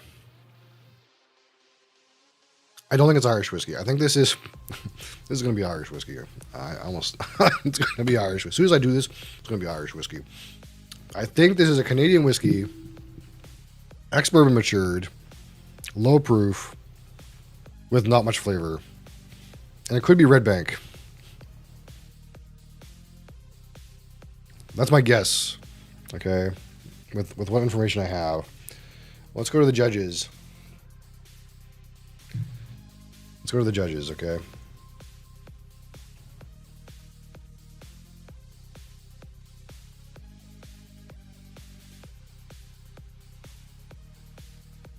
Really? Wow. Okay. It is Irish whiskey. I knew as soon as I wrote that it was Canadian whiskey that it was going to come up as Irish whiskey. I fucking knew it, man. I fucking knew it. It's so similar.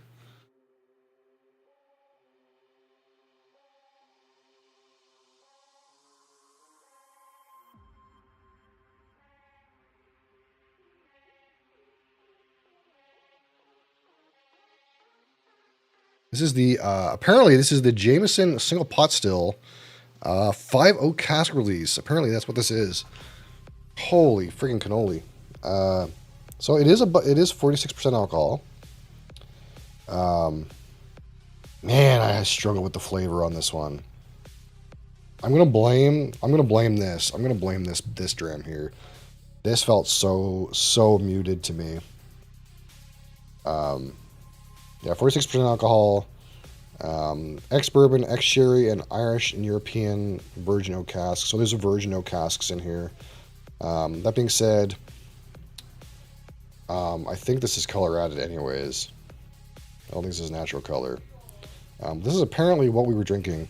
Holy frig. This must be triple distilled, right? Let's say right on here. I can go to my notes and find out, but... So this is a single pot still. Man, I should have went with my gut. My gut said it was Irish whiskey, but... So is this triple distilled? Let me find out real quick. Triple distilled. I actually don't have in my notes whether or not it's triple distilled. Is this triple distilled?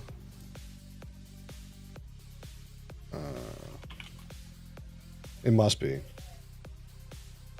I think everything out of Jameson's triple distilled. Yeah. So it is triple distilled. Wow. I haven't reviewed this yet, I don't think. But I kind of want to blame the fact that we had this aggressive Isla whiskey right before. It might have something to do with it. But to me, it's like, it's so tame. We definitely were wrong on the casking, but this casking was hard to get. There is ex-bourbon in the mix here, but it's got virgin oak casks and sherry in it too. This would have been a hard one to hit exactly, but we failed in terms of like we couldn't identify it was triple distilled and we couldn't identify that it was Irish.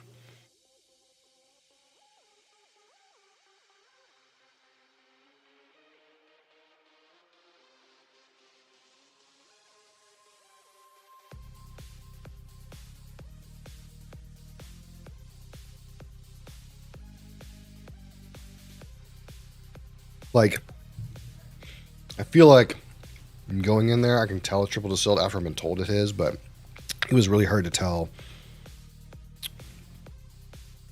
when I didn't know. Man, this palate is wanting though. I can feel a bad palate score on this.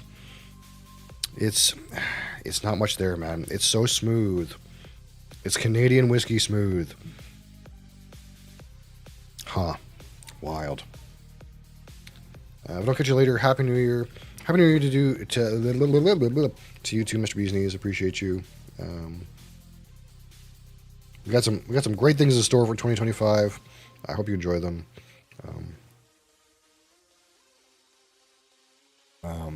Yeah, I think we're gonna get off here at normal time today, which is like now, because I have stuff I got to do around, and we got New Year's today.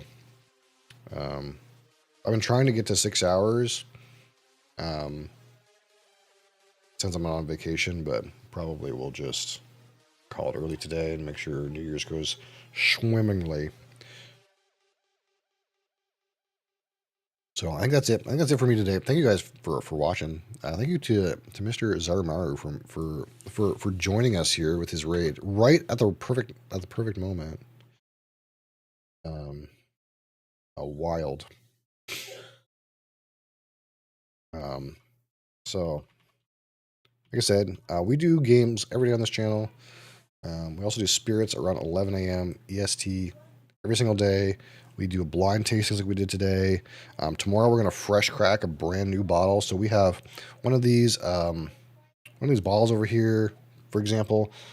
We've never opened. We have the Chivas Regal 12-year blended Scotch. We have Elijah Craig Barrel Proof here. We have a Lafroig 10-year sherry finish. We also got some other stuff down here. We got the Deanston 2008 Brandy Cask finish. And we have the Glenallachie 10-year cask strength. I think this is batch 11. Batch 11.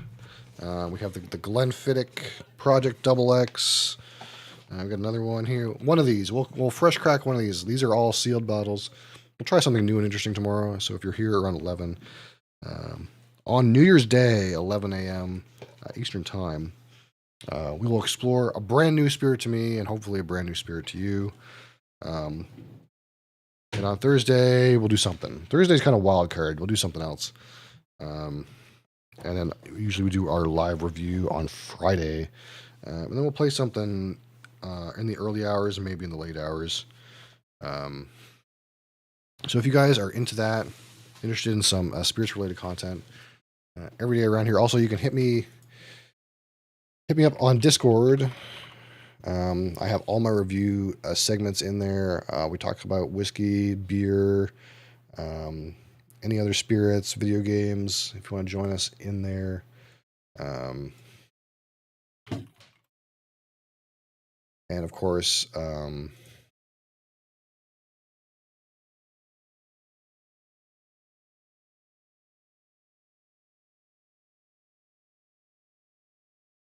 we've just started uploading stuff to our YouTube channel, so we're also live on YouTube as well. So if you guys are YouTube enjoyers, I don't have a command yet, so that's where we're doing stuff on YouTube. The live broadcast goes there, as well as I'll start doing some shorts. But also, if you want just the whiskey-related segments and none of the video game stuff, those are chopped up and posted in there.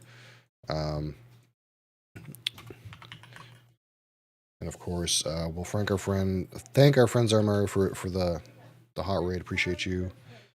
Appreciate you bringing your community here to enjoy some whiskey. I hope you're a whiskey enjoyer or rum or cognac or something. Thank you for that. So until next time, appreciate you guys. We have enough people. Hey, we could do a raid for once. We could raid someone for once. Who else is in food and drink? We could for once send a raid to somebody. I don't typically do that because I don't typically have lots of people. But we could send someone somewhere. Somewhere. There's lots of people who are not speaking English. That's the hard part about food and drink. A lot of them are not speaking English. I don't know very many of these guys. Because most of them don't do spirits like me. They do like cooking. It's hard. It's hard to find people. Let's see.